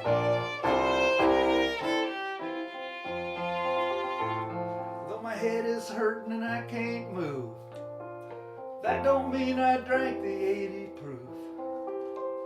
comes to virtue, I'm a paragon. Somebody tell me why bourbon is gone, gone, the bourbon is gone. Somebody tell me why that bourbon is gone, gone, the bourbon is gone. Somebody tell me why the bourbon is gone.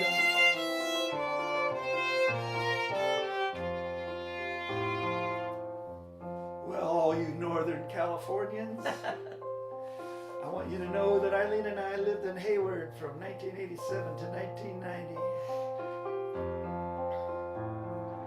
And I also want you to know that we've reached the point in the proceedings we call the product placement verse. I'm up Knob Creek, I'm all disgraced. That liquor disappeared without a buffalo trace. Did they make their mark at the break of dawn? Somebody tell me why the bourbon is gone, gone, the bourbon is gone. Somebody tell me why that bourbon is gone, gone, the bourbon is gone. Somebody tell me why the bourbon is gone.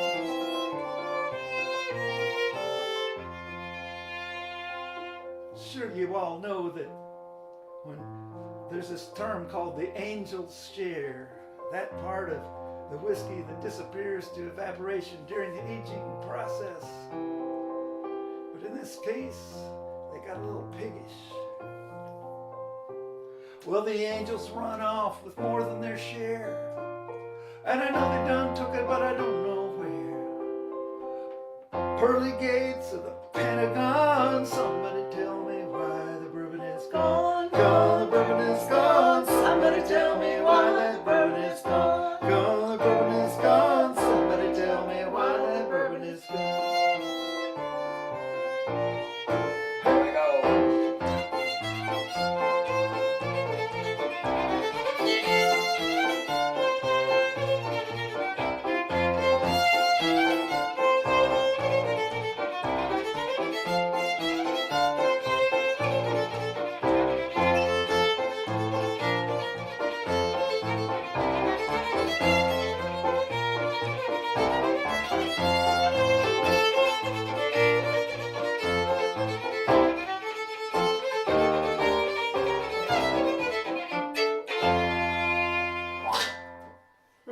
Yeah, you have never sounded better.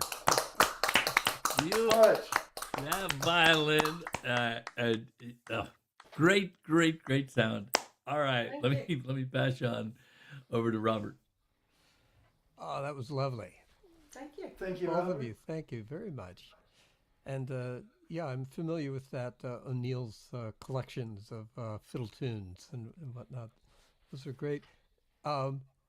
And the Bay Area, of course, has a lot of bluegrass and such that is fed by that and feeds it continually. So I can imagine that, especially at the time when you were here. Do you go to that very often for when you're writing? I try. Sometimes I've dipped into the old Celtic,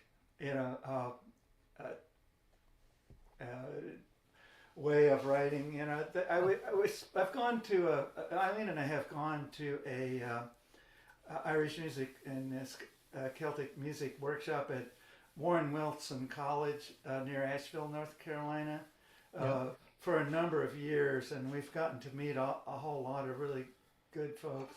So a lot of the songs that I've written are kind of satirical in nature. They're kind of Celtic silliness. Like there's one that's called I buried my husband and danced on his remote control, to the tune of a Irish fiddle tune called I buried my wife and danced on her grave. And I've done terrible things to the Wild Rover, Cancy Brothers, instead of going, you go for bleep's sake, no, and stuff like that. But yeah, so I like to have fun with songs in general. Yeah, I know that. We've met here before, and I've heard several of your pieces, which have all been wonderful. Also, the Celtic, side, for music in America, it gives us something that isn't blues based. You know, the blues scale is something, especially with folk music and much, uh, it's balanced, I think, by a Celtic input when it comes in. Well, you know, I'm mostly it creates a whole feel, I think, that's different, that kind of takes you to a place. You know, like you hear like an Irish jig, you know, like that tune Dr. O'Neill that we tack on to the end of that song called Big Frank. You know, it just kind of takes you to a place. You know. It was. You know, I'm mostly a guitarist from my background, and it's something you hear someone who's a really good guitarist like Richard Thompson, and then you say, well, he never plays blues notes.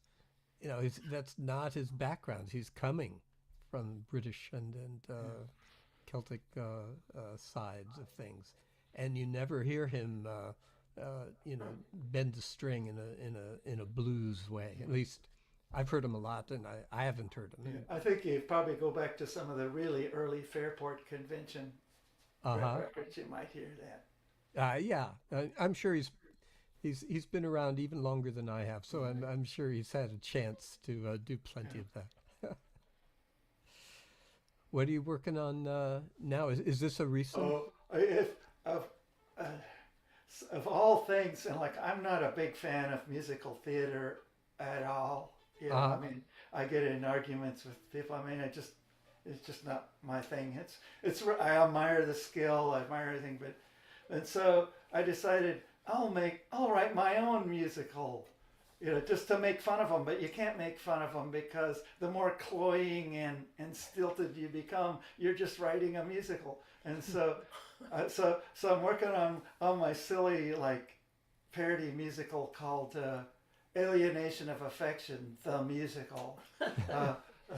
There's this legal thing, and North Carolina is one of 5 states that allows a jilted spouse to sue the new person that their spouse took up with for civil damages. And you might have seen it in the news that Kirsten Sinema was sued for that recently, for taking up with their bodyguard. The bodyguard's spouse yeah, I think I did see that. Kirsten Sinema for alienation of affection. So little did I know how timely my subject matter was. Now's the time. The time is right.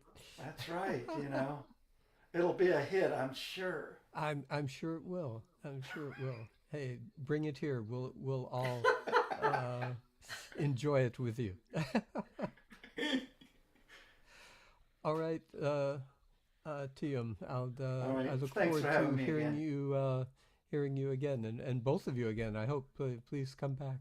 All right, thank you, Robert. Thank you. Maybe we can get Amazon to put the money up for your musical. They'll pay Tim $28 million. That's right. I do it for 27. There you go. Jeff Bezos is in the entertainment business. I mean, why shouldn't you get some of his money? Sell it as a documentary. That's right, the documentary. All right, okay. Our names are all being taken down. Didn't see that coming. All right, well, hey, it is hard to believe, but we are at our final performer. And he, too, is no stranger to Open Mic America. And Mark Bishop Evans is synonymous with open mics. Mark, of course, comes to us from lovely Phoenix, Arizona, and he performs at the Arizona Live Music Cooperative Open Mic on Monday, the North Mountain Brewing Company Open Mic on Tuesday, Tempe Center of the Arts Open Mic on Wednesday. That is such a great place for an open mic. And the Cactus Cloud Cafe Open Mic on Friday. Hey, so Mark, what's up? No Saturday, no Sunday? Anyway, he is with us tonight, and it's always a pleasure to hear you perform here on Open Mic America. Mark, take it away. Thank you. Thank you, guys. It's always a pleasure to be here. Nice to see you, Dave, and you, Rich. All right.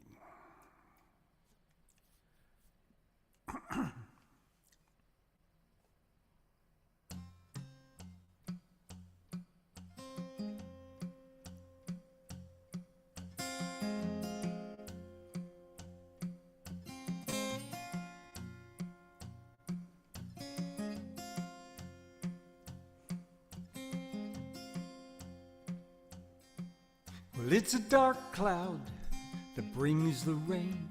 A bitter wind brings the pain, makes our children moan and grieve, kneel and cry. We cannot breathe. It's a cruel storm, brings the death. Bitter wind steals the breath.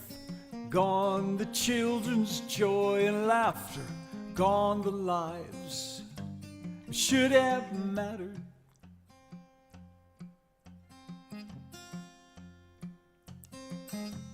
Cold upon the ground lies the body of a mother's son. Police will lie and say that he pointed at them with a gun. Now the young man had to die alone when his only crime was walking home. And no matter what you say, you know he's not the only one. No, no, no, there's a dark cloud brings the rain.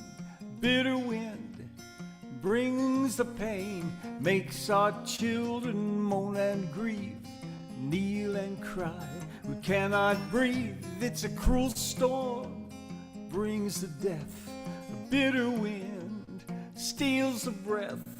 Gone the children's joy and laughter, gone the lives should have mattered.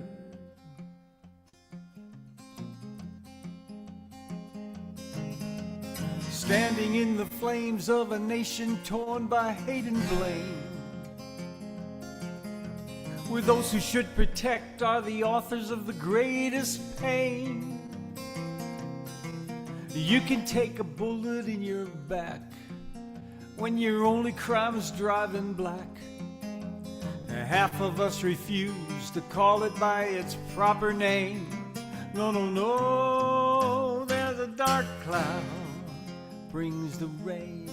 Bitter wind brings the pain, makes our children moan and grieve and kneel and cry. We cannot breathe and it's a cruel storm, brings the death. Bitter wind steals the breath. Gone the children's joy and laughter, gone the life that should have mattered.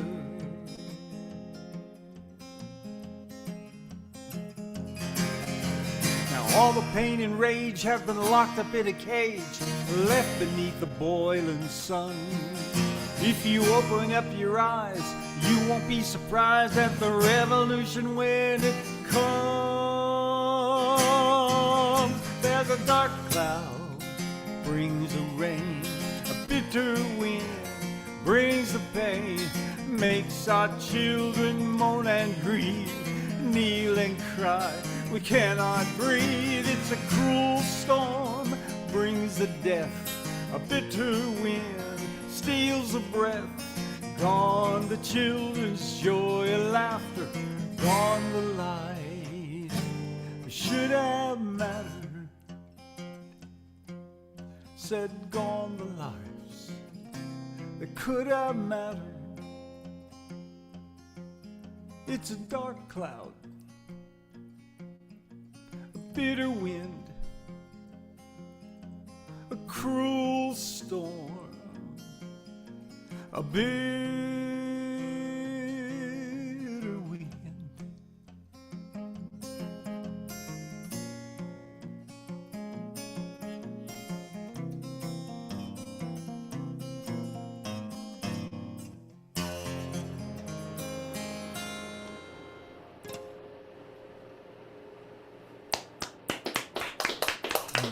Great song.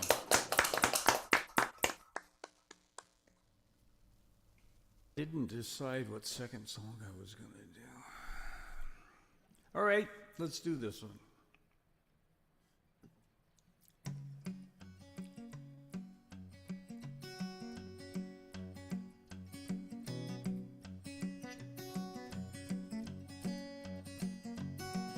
In a world that's filled with sorrow, tragedy, and strife, many people come here just to find a better life.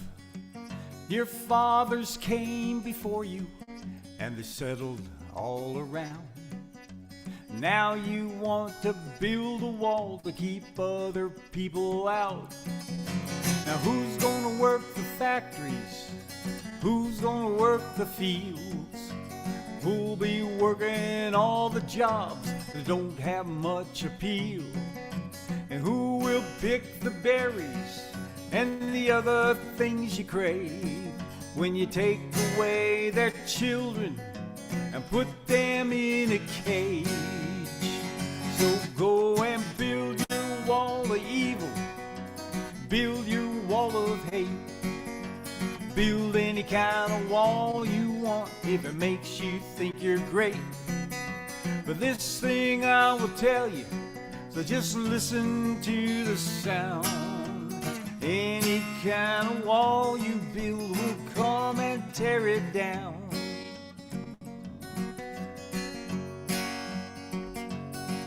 Now the rich men in their towers, like kings upon their thrones, perceive the world around them as something that they own. They own the politicians, the police they also own. They want to own the gardens where the future will be sown. They want to own the women, just to do with as they please. They want to own the people working in their factories. They say there is no money, the poor to house and feed. What there's not enough of is a way to sate their greed. So go and build your wall of evil, build your wall of hate, build any kind of wall you want if it makes you think you're great.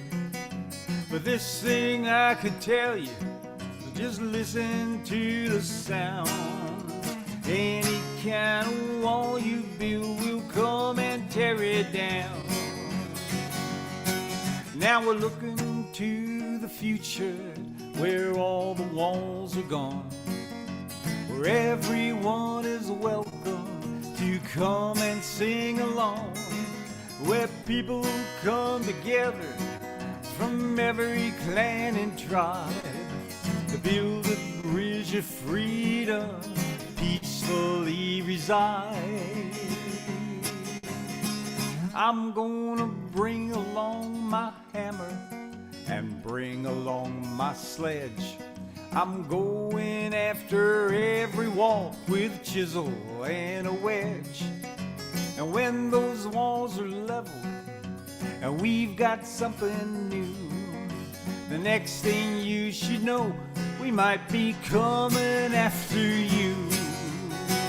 So go and build your wall of evil and build your wall of hate. Build any kind of wall you want if it makes you think you're great. This thing I can tell you, so just listen to the sound. Any kind of wall you build will come, tear it down.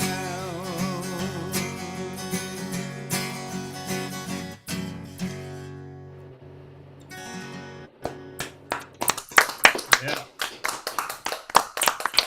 All right. Mark, thank you so much. Let me pass you on over to Robert now for the interview. Thanks for those, Mark. That's great. The one of the things that many of us are doing right now, and I hear this in yours certainly, is to bear witness. There's so much going on that we want to put out there that these things exist, and it's like, this is what I'm seeing. This is I don't want you to be alone in being the recipient of this, whatever's going on, this action. But there's something, and there are TV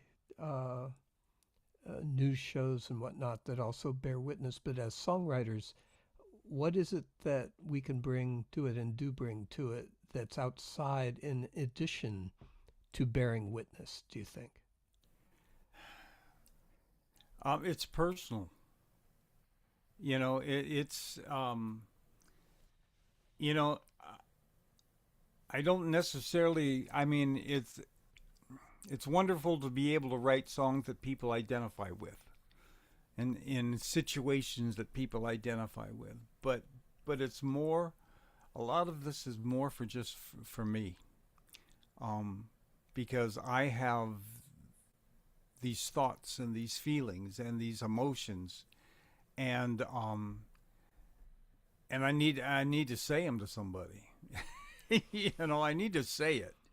Maud, the TV show Maud, she made a quote once that has stuck with me. Like, what she said is, she says, I don't speak up because I think I'm going to change your mind. I speak up because if I don't, you have changed mine. Yeah. And so I can't stay silent. Yeah. I mean, my Facebook page, anybody who looks at my Facebook page, it's all day long. I'm giving it to them, So I mean, it's just. Yeah, there's what I feel is a pressure that is kind of pre-language, and then in articulating it, both musically and with language and with lyrics and whatnot, it gives form to something. In doing that, and connecting with others, of course, when they hear it, there is something that helps somehow. Although it's also something that couldn't be helped. Yeah, right. Yeah. And then, I agree. I mean, protest music has been, I don't know anything back in the Civil War days. I don't know any songs from the Civil or the American Revolution days. But I'm sure there was troubadours who were out there making it known. But we all know the '60s. The Dylans and the Ken Andersons and all of that was going on. Mm-hmm. And there's so much of that is important. I think for musicians, that's part of what we're supposed to do, isn't it? I mean, as far as I'm concerned, is that we're supposed to document our life, our world, and tell it how we see it. Yeah. Mm-hmm. And as you said, very personal. It comes from within and goes out, and it starts, I think, pre-language and articulates itself. So there is it's kind of, we have to hear this thing, and we may not know exactly what it is we need to hear when we start, but then as we articulate it and as it gets written and composed, it helps us understand the world we're in. Yeah, I think it was. I think it was Norm that said earlier that he's having trouble writing stuff about what's going on now because there's so much of it coming so fast, and I have to agree with that.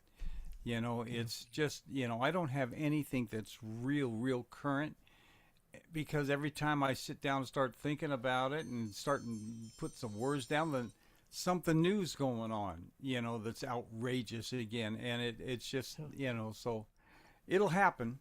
It'll come, but it's going to be down the road, I got a feeling. Yeah. And when something's new, for me, I may not be able to articulate it right away. I agree with that. It's got to sit around and roll around for a while in there and until marinate. I know marinate. Yes, marinate in the wine that is my brain, and bottled as it is. Mark, I think this is the first time I've heard you on the show. It's a pleasure, and please come again and will. join us I'll again. be back. Yeah. Thank you. All right. Yep. Thank you, Mark. Always great to hear you on here. I know it's hard to believe we're at the end of another great show on Open Mic America. I want to thank our performers quickly, one by one. And performers, feel free to wave when I say your name. Jonathan Pogorelskin, Rebecca and Gary Parks, Norm Bowen, Andy Karn, Dennis Roger Reed, Robert Edgar, Teeyum Smith, and Mark Bishop Evans. And listen, everybody, remember to check out our website, openmicamerica.com, for links to the music of all of our Open Mic America performers. And you can also find archives of all of our shows there. I want to thank Robert Edgar, tonight's interviewing host, and tonight's engineer and our founder, Capo Dave Williams. I'd also like to thank the audience that is watching right now on YouTube, as well as future audiences as you watch this show in the future. If you like the show, please spread the word. Don't keep it a secret. You can even download and print your own posters from our website and hang them somewhere where folks can see them.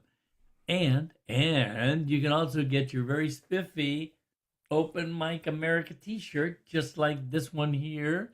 Anybody else wearing one? No. Okay. Just like this one right here. You can get those through our openmicamerica.com website. You can design your own. Please check out your local and virtual open mics. We have listed the ones where performers play under the local open mics tab on our website. So listen, we're always here the first and third Sundays of every month. So our next show is going to be Sunday, February 15th, same time, same station. So stay tuned for our next full lineup of performers. It'll be another great show. I want to make sure everybody is muted. There we go. Everybody except me is muted. And I am going to say good night, America.